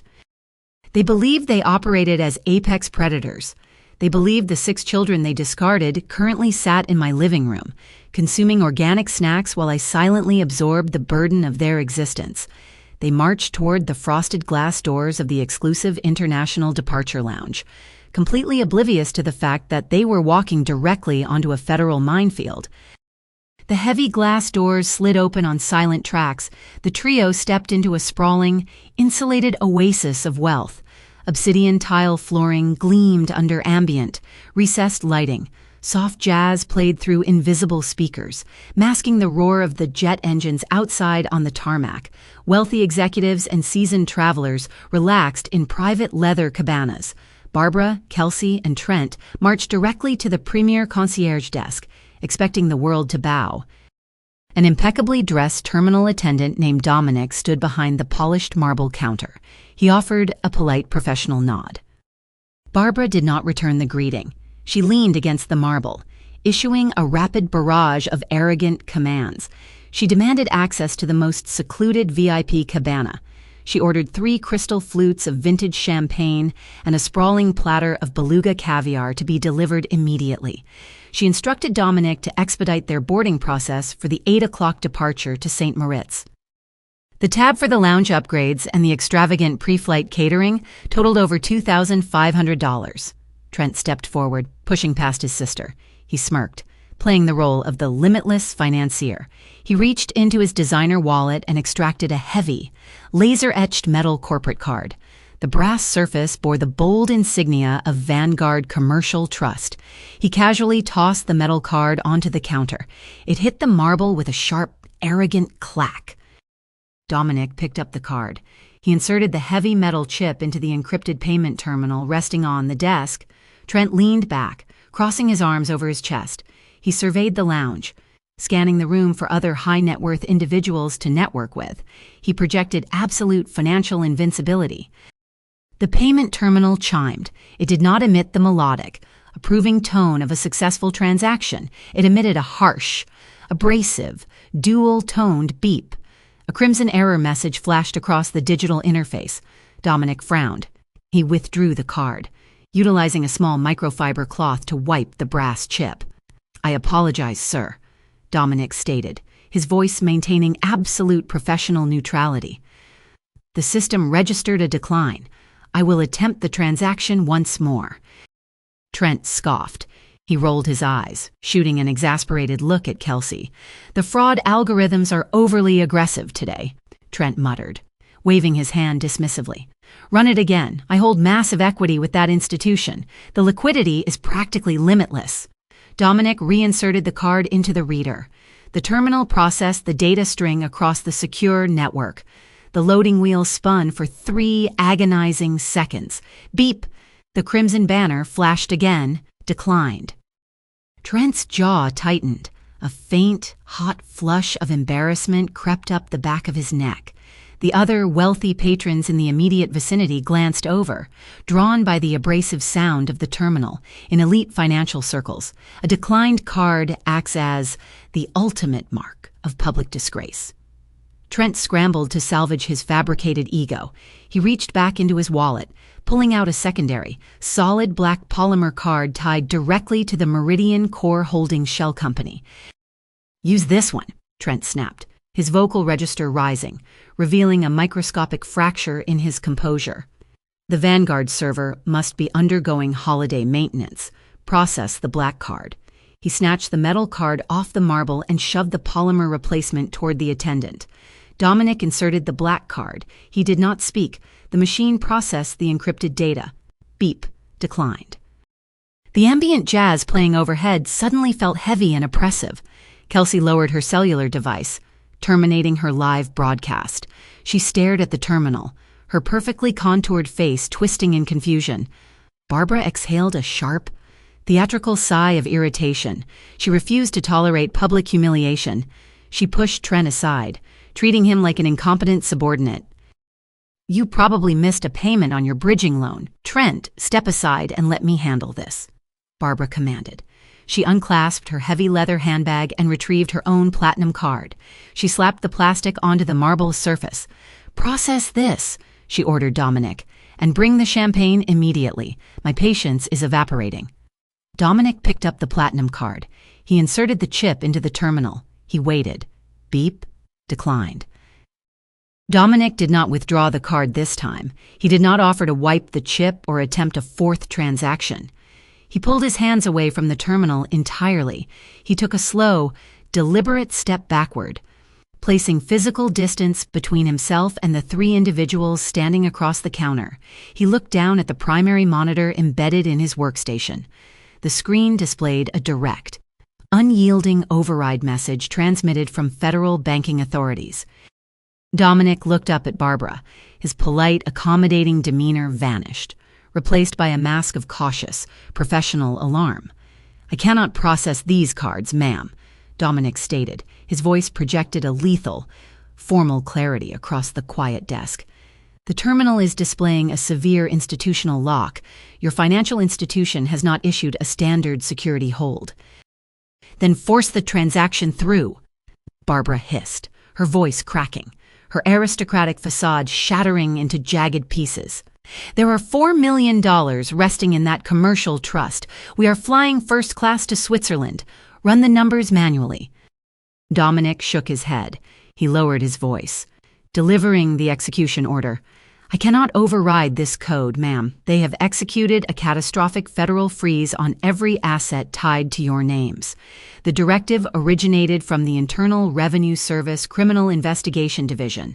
The system indicates a total seizure of liquidity pending a massive federal audit." The words struck them like physical, bone-crushing blows. Internal Revenue Service, criminal investigation, total seizure. The smug, aristocratic smiles melted off their faces, sliding onto the obsidian floor like wet ash. The mathematical equation violently locked into place within their minds. They realized the stolen federal grants did not wash cleanly through the shell company. They realized the shadow loans had triggered an immediate default. They realized the foundation they built on my identity had collapsed inward, crushing them entirely. Trent staggered backward. His legs failed to support his weight. He bumped heavily into Kelsey. Kelsey gasped. Her fingers went entirely numb. Her designer phone slipped from her grasp, hitting the marble floor with a sharp crack, shattering the glass screen. She clutched her chest, pulling in rapid, shallow breaths. The oxygen completely vanished from her lungs.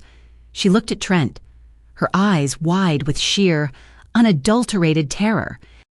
Barbara gripped the edge of the marble counter. Her knuckles turned completely white. The color drained from her cheeks, leaving her complexion a sickly, translucent gray. Her mind scrambled wildly, attempting to process the impossible variables. She knew they possessed zero backup capital. She knew they could not purchase a bottle of water, let alone board an international flight. She realized she was stranded in a commercial terminal, entirely bankrupt, bearing the full, radioactive weight of a federal money-laundering syndicate. Survival instinct overrode her paralysis. She operated on blind, desperate reflex. Barbara believed I still possessed the Vanguard compliance authorization. She believed the boring, compliant spinster daughter still sat in Chicago, managing the ledgers. She believed she could simply scream at me, bully me into reversing the freeze, and command me to absorb the federal liability. She reached into her pristine white puffer jacket. Her hands shook so violently she could barely grip the device. She retrieved her phone, bypassed the lock screen, and frantically dialed my number. The aircraft glided smoothly through the stratosphere, 30,000 feet above the dark expanse of the Atlantic Ocean. Inside my private first-class suite, the environment offered absolute insulated tranquility. The ambient lighting cast a soft golden glow across the polished walnut console. I rested my hand against the stem of my crystal glass, feeling the cool surface of the vessel. The massive jet engines outside emitted a low, continuous hum, propelling me further away from the toxic anchor of my bloodline. The silence shattered when the satellite communication application on my tablet illuminated. The incoming caller identification flashed bright white against the dark screen. It displayed Barbara's cellular number. I did not flinch. I did not experience a spike of anxiety. I observed the flashing screen with the clinical detachment of a researcher watching a predictable chemical reaction finally detonate inside a sealed containment chamber. I swiped the green icon across the glass interface and raised the device to my ear. I did not offer a greeting. I simply listened to the chaos. "Autumn!" Barbara shrieked. Her voice did not merely project through the receiver. It erupted, clipping the microphone and radiating pure, unadulterated hysteria. "Log into the Vanguard commercial portal right now. There is a catastrophic error with the accounts. The terminal attendant claims the Internal Revenue Service initiated a total freeze. You need to override the lock immediately. We are boarding our flight to Saint Moritz in 45 minutes. Fix this." The background noise filtering through the transmission painted a vivid portrait of total collapse. I heard Trent pacing frantically, hurling aggressive profanities at a customer service representative. I heard Kelsey hyperventilating, her rapid, shallow breaths echoing near the receiver. They remained trapped in their delusion. Barbara genuinely believed I still functioned as her compliant, terrified subordinate. She operated under the arrogant assumption that she could weaponize her tone, issue a forceful command, and bully me into shielding them from a federal apocalypse. I took a slow, methodical breath, filling my lungs with the filtered, pressurized cabin air. "There is no banking error, Mom," I stated. My vocal register remained entirely flat, stripped of all inflection and emotion. My voice cut through the digital static like a scalpel. "The system is functioning exactly as I programmed it." The frantic background noise ceased, a suffocating. Heavy silence blanketed the line. I heard the sharp, sudden intake of Barbara's breath. "What are you talking about?" Barbara hissed, her voice dropping into a dangerous, warning whisper.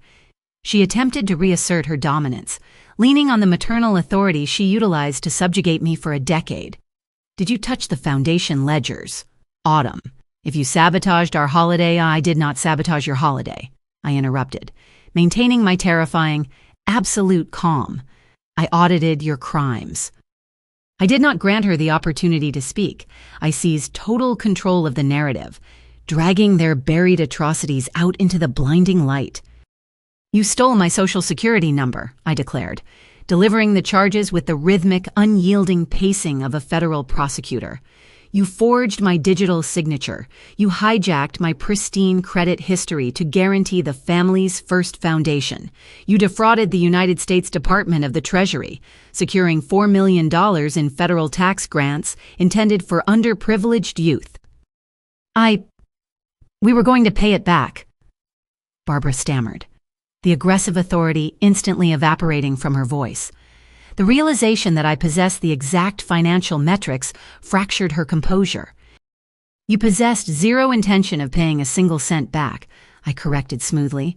"You leased 3 luxury vehicles. You funded designer wardrobes. You booked a $100,000 alpine chalet in Switzerland. You treated the federal treasury like a personal inheritance. But your greed paled in comparison to Trent's staggering arrogance." I heard Trent stop pacing on the other end of the line. "Trent funneled $2 million of the stolen federal grants through a domestic shell company named Meridian Core Holdings," I continued, pressing the blade deeper. "He believed he operated as a financial visionary. In reality, Meridian Core Holdings functions as a blacklisted money laundering syndicate for a violent narcotics cartel. The Internal Revenue Service Criminal Investigation Division monitors every single inbound transaction." Barbara gasped. It was a wet, ragged sound, as if the oxygen had been violently punched from her lungs. She realized the scope of their exposure. They had not merely scammed a commercial bank, they had intertwined their identities with radioactive federal targets. You structured the entity to ensure I absorbed the catastrophic fallout, I stated. You positioned my neck directly under the guillotine, but I refused to play the sacrificial lamb. Autumn, please. Kelsey wept in the background, her voice bleeding through the receiver. They are going to arrest us. You have to clear the security locks. You have the compliance authority. I relinquished my compliance authority, I informed them, delivering the structural checkmate. 3 weeks ago, I contacted Vanguard Commercial Trust. I deployed a barrage of undeniable forensic evidence proving the accounts were opened fraudulently. I quietly severed my identity from the foundation. I legally transferred the primary guarantor status, the impending loan defaults, and the massive toxic liability directly onto the secondary signers. The debt and the federal exposure belong entirely to you, Kelsey, and Trent. You hold the bag. You cannot do this to us, Barbara screamed, her voice shattering into a frantic, high-pitched wail. The psychological manipulation tactics failed entirely. The gaslighting dissolved. She faced the brutal, uncompromising reality of a concrete cell. We are your blood. We are your family. They will send us to federal prison. You sent yourselves, I replied, my voice as cold as the ice currently coating the Chicago streets. I simply provided the map. The kids, Kelsey shrieked, a sudden desperate pivot in her logic. Mom, the kids are at Autumn's house. If the federal agents are looking for us, they will go to the house.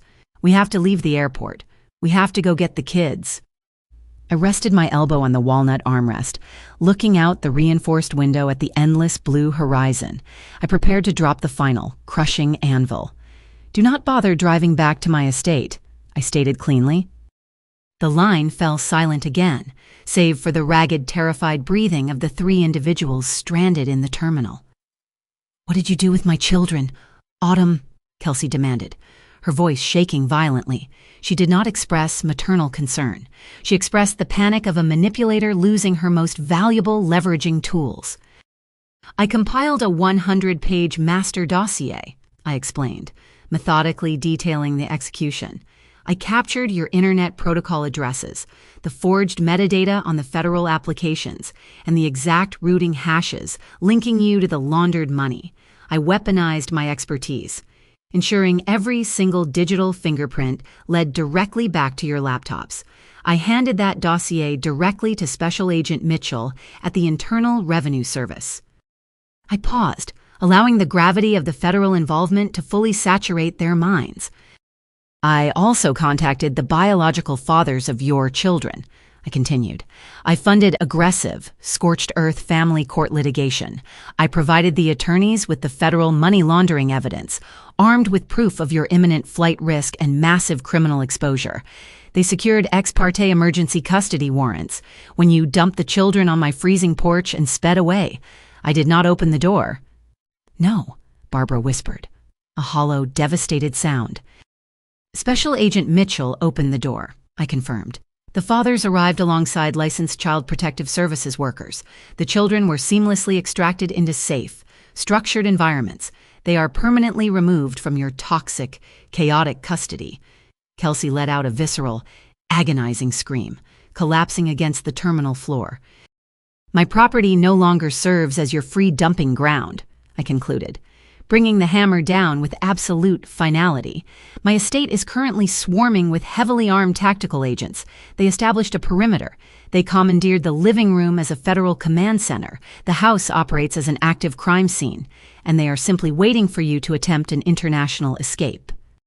Barbara began to hyperventilate, the sprawling illusion of her aristocratic wealth, her superiority, and her absolute control shattered into a million jagged, irreparable fragments. The luxury vehicles, the designer ski jackets, and the Swiss chalet evaporated, replaced by the terrifying, inescapable reality of federal indictments and prison sentences. Autumn, I am begging you. Barbara wept, her voice degrading into a pathetic, desperate whimper. She discarded every ounce of her pride, groveling into the receiver. You know how to fix things. You always fix things. Please. I am your mother. Tell them it is a misunderstanding. "Come back and fix this." I looked at the crystal glass resting on the console. I felt the profound, unshakable peace of a woman who had finally excised a terminal malignancy from her life. "You wanted me to fix it, Mom," I stated cleanly. "I just did." I pressed the red icon on the digital interface. The call terminated. The satellite connection severed, plunging my private suite back into absolute tranquility. I placed the cellular device onto the polished walnut console. I rested my head against the leather seat, staring out the window at the endless expanse of blue sky.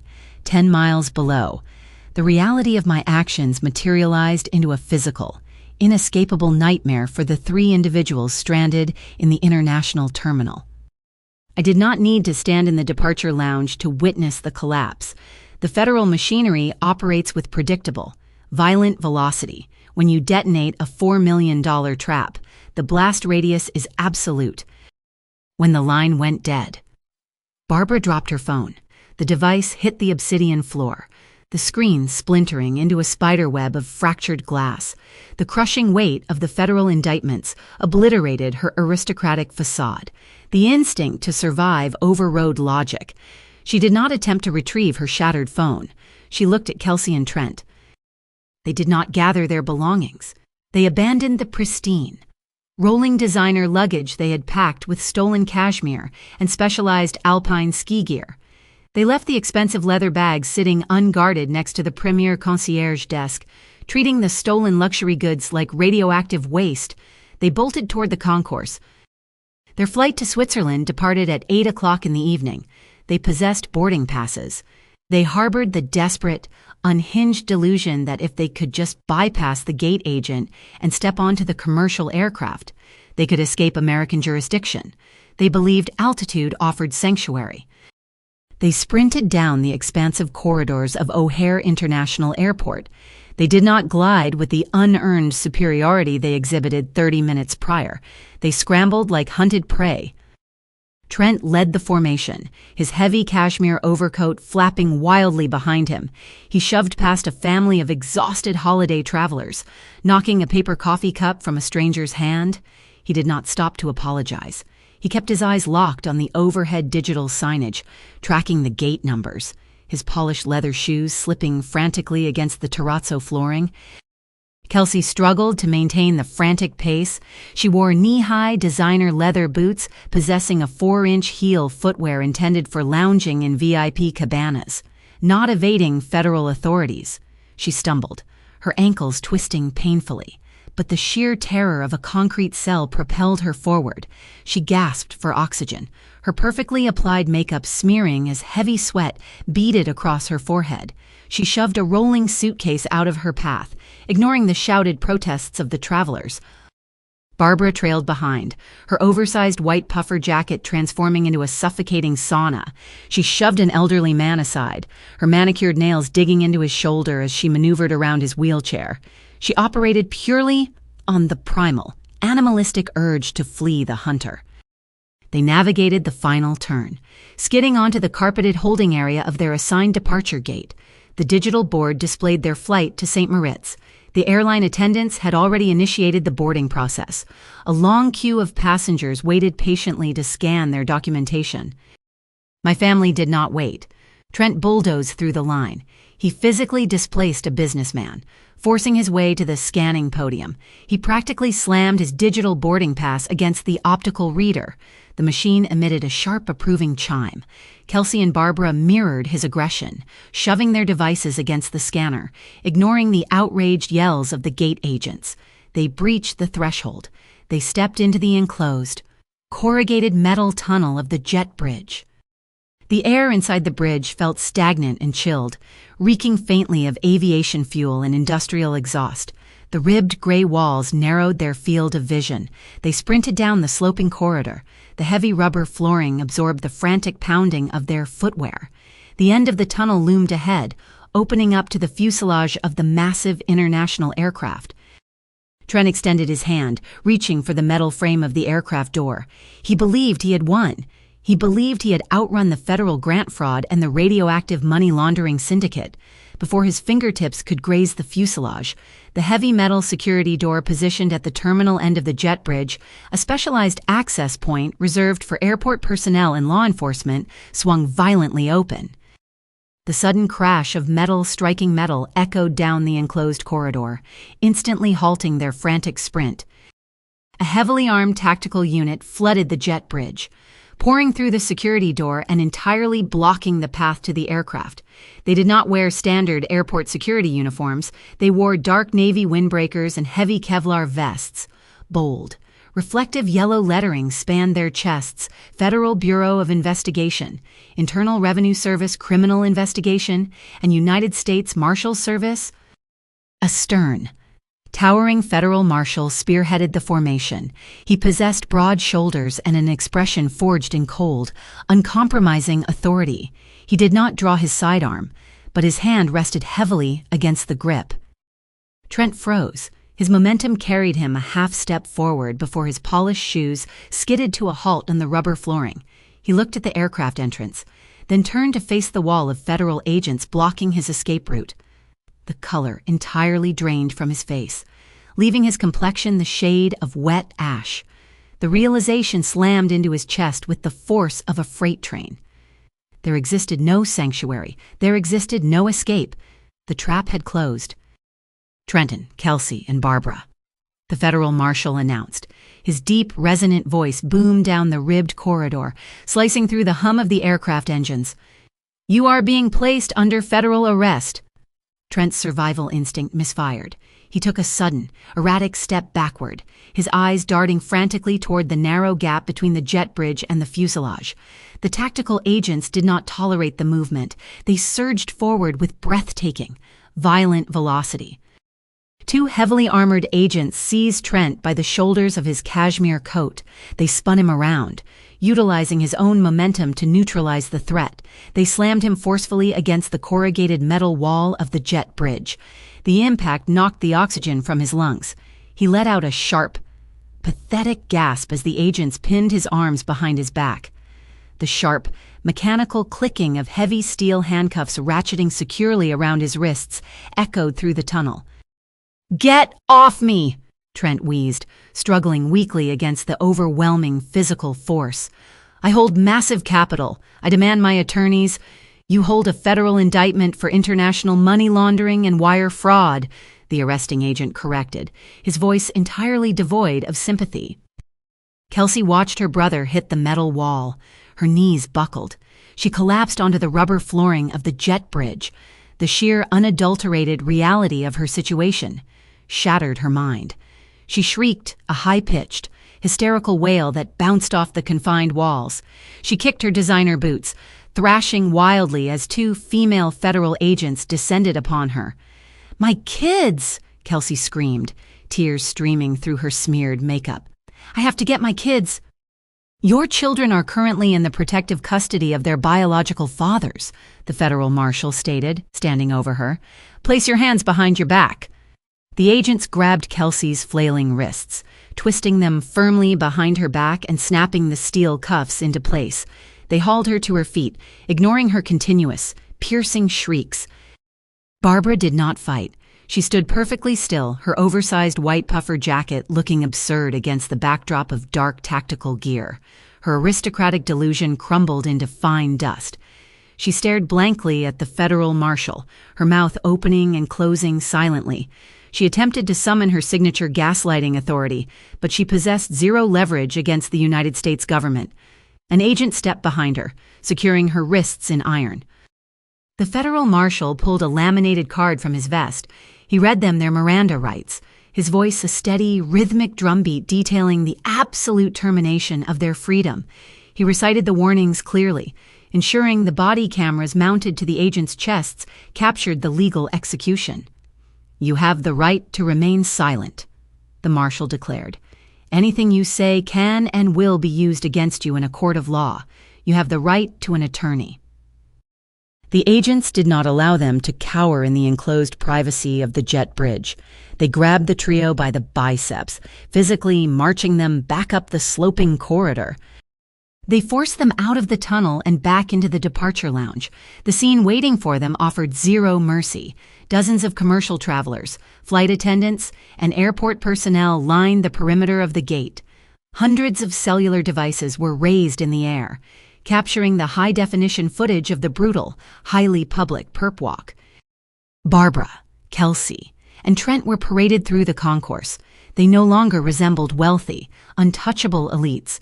They looked like terrified, broken criminals. The flashing red and blue strobes of the police cruisers waiting outside the terminal reflected off the expansive glass windows, casting long, erratic shadows across their faces. The heavy steel chains binding their wrists clinked rhythmically, providing a chilling soundtrack to their demise. They wanted the world to witness their fabricated wealth. Instead, they provided the world with front-row seats to their spectacular, devastating annihilation.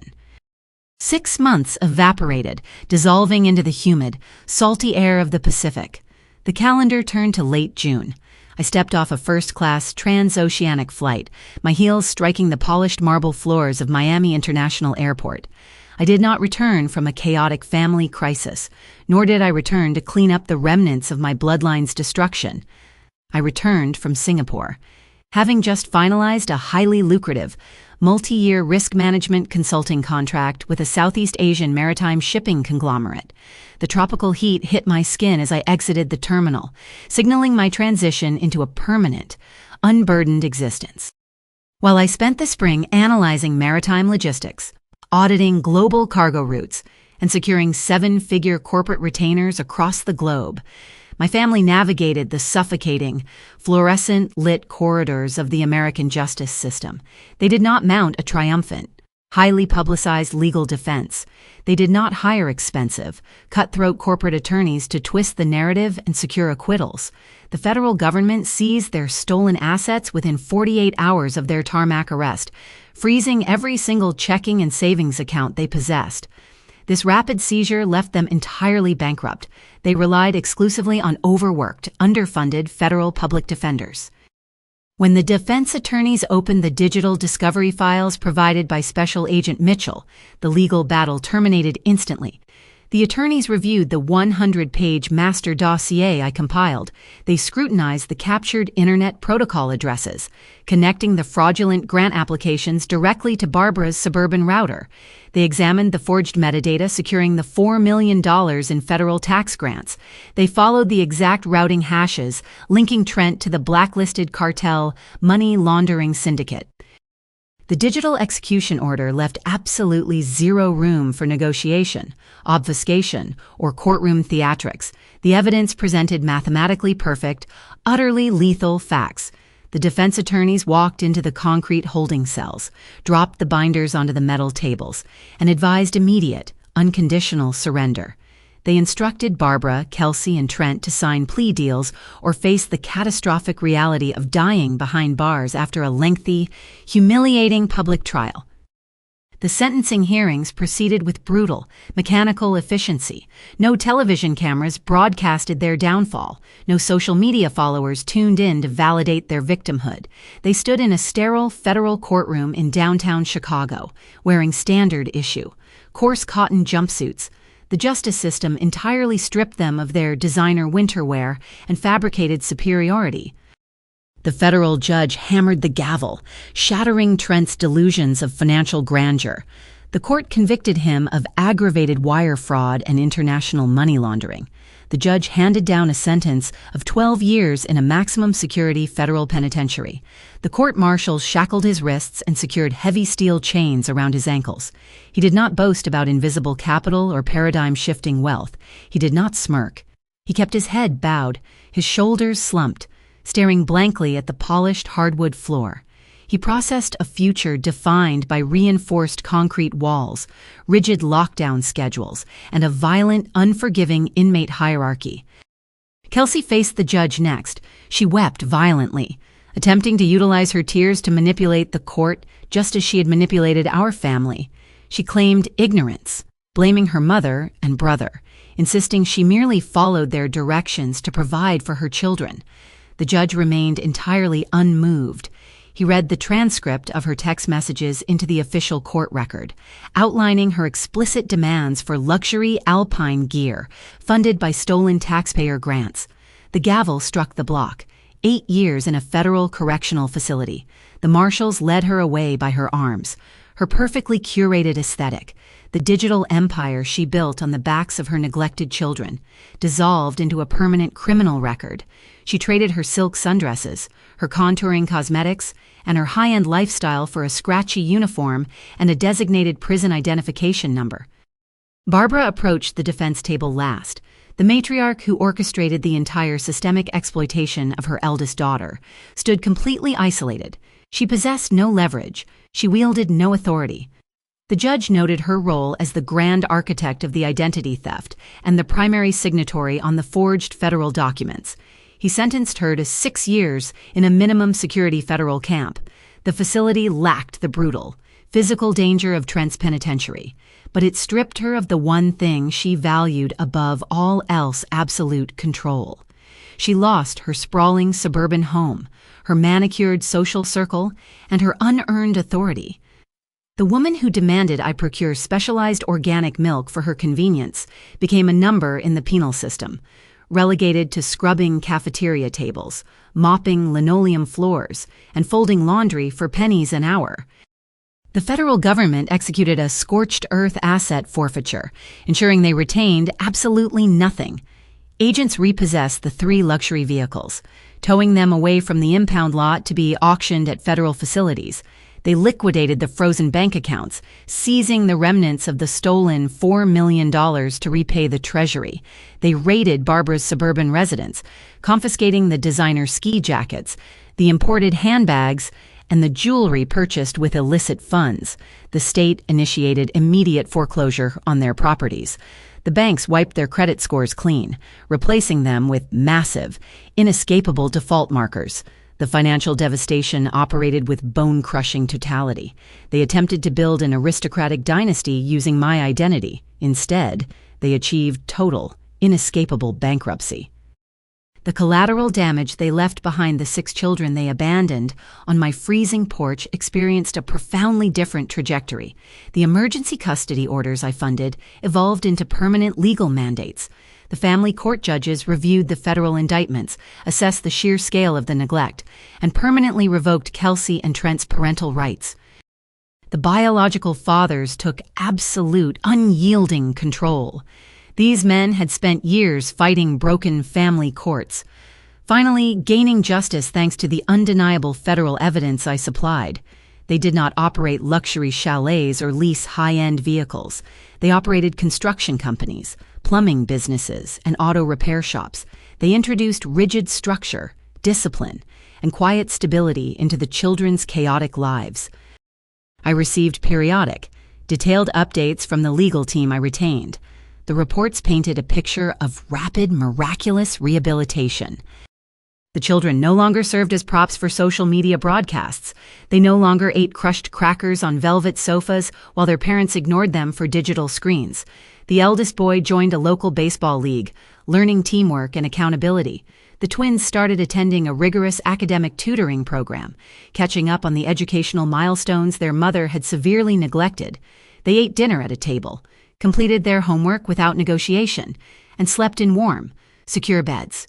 The toxicity, the frantic entitlement, and the chaotic neglect vanished from their lives. They thrived under the firm, uncompromising guidance of fathers who valued hard work over fabricated online wealth. I finalized the transfer of my remaining Chicago assets. I severed the last invisible strings tying me to the Midwest.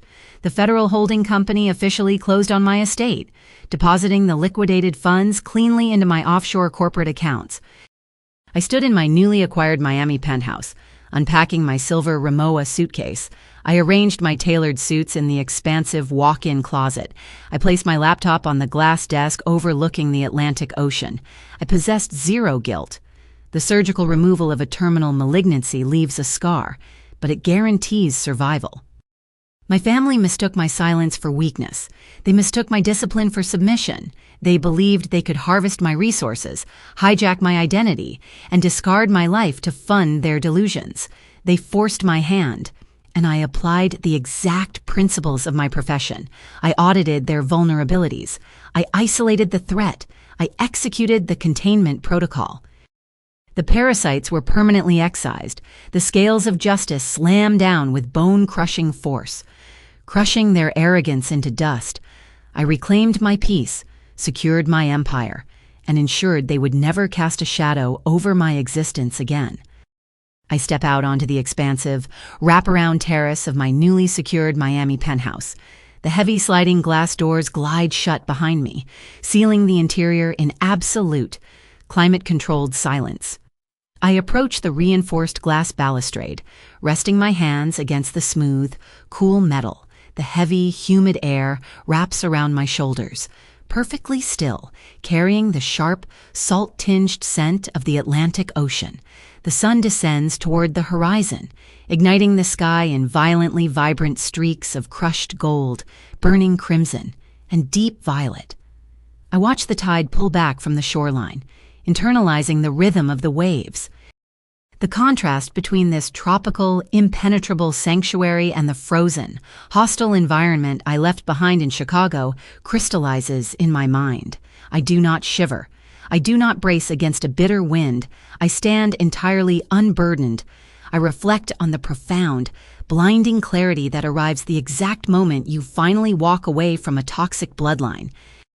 For a decade, I operated under a fundamentally flawed, destructive paradigm.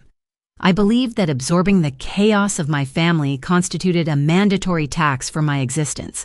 I allowed Barbara to weaponize my discipline, interpreting my quiet, structured life as a hollow void waiting to be filled by Kelsey and Trent's manufactured crises. Society trains us to swallow our boundaries in the name of domestic tranquility. We are conditioned to believe that severing ties with relatives represents a supreme moral failure, that shared genetics somehow excuse relentless financial exploitation, psychological manipulation, and emotional abuse. I maintained the illusion of peace by constantly extinguishing the fires they deliberately set. I burned my own resources to keep their arrogance warm. I paid their delinquent mortgages. I funded their designer wardrobes. I absorbed their venomous insults regarding my single status, swallowing the indignation to prevent the inevitable. Exhausting conflicts. But silence never purchases genuine peace.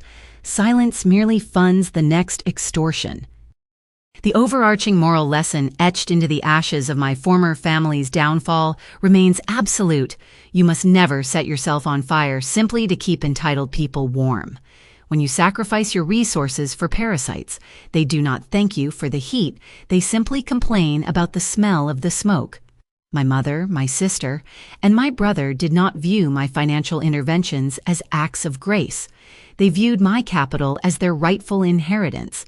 They perceived my stoicism not as strength, but as profound, exploitable weakness. They believed a woman lacking a husband and children inherently lacked purpose, rendering her assets communal property for the real families to harvest. That delusion fueled their staggering audacity. That entitlement drove them to forge my digital signature, hijack my pristine credit history, and tether my exact legal name to a radioactive, cartel-linked money laundering syndicate. They constructed a $4 million fraudulent empire directly on my back, assuming the beast of burden would simply carry the load until she collapsed into a federal prison cell. They forced a catastrophic collision, but they severely miscalculated the density of their target. Blood does not excuse financial abuse, and silence should never be the price of family peace. When manipulators mistake your discipline for submission, you do not owe them a tearful confrontation. You do not owe them a screaming match in a dining room, where they can twist your legitimate outrage into hysterical paranoia. Engaging an emotional terrorist only provides them with ammunition. The most powerful, devastating response requires total, absolute stillness. You strip the emotion from the equation. You view the betrayal not as a personal heartbreak, but as a critical structural failure. You gather the metadata. You secure the routing hashes. You compile the forensic evidence while pouring their wine and smiling at their dinner table. You let them bask in the intoxicating glow of their perceived victory. You allow them to pack their designer luggage, lease their luxury vehicles, and boast about their stolen alpine vacations. You let them climb to the absolute highest peak of their unearned arrogance. And then, with quiet, surgical precision, you calmly and methodically dismantle their foundation. You sever the anchor points. You legally and financially untangle your identity from their blast radius, transferring the crushing weight of the liability squarely onto their shoulders. You hand the blueprints of their deceit to the authorities possessing the power to cage them. You do not shout. You simply step off the trapdoor and watch them collapse under the weight of their own arrogance. The sun slips below the horizon, plunging the ocean into deep, ink-black shadow. City lights flicker to life across the Miami shoreline, reflecting off the glass facades of neighboring high-rises. I turn away from the railing and walk back toward the sliding glass doors. I input my biometric clearance into the security keypad. The green light flashes, granting me access to my fortress. I possess complete sovereignty over my space, my capital, and my future. No frantic text messages demand my compliance. No entitled siblings drop their neglected offspring on my doorstep. The parasites reside in federal correctional facilities, permanently excised from my reality. The scales of justice slam down with bone-crushing force, crushing their fabricated supremacy into fine dust. I reclaimed my peace, secured my empire, and ensured they would never cast a shadow over my existence again. If you found strength in this story and have successfully cut ties with those who refuse to respect your boundaries, please hit the like button and share your thoughts in the comments below. Have you ever had to audit your own loyalties and walk away from toxic relatives? Thank you so much for watching, and always remember to protect your peace. Goodbye.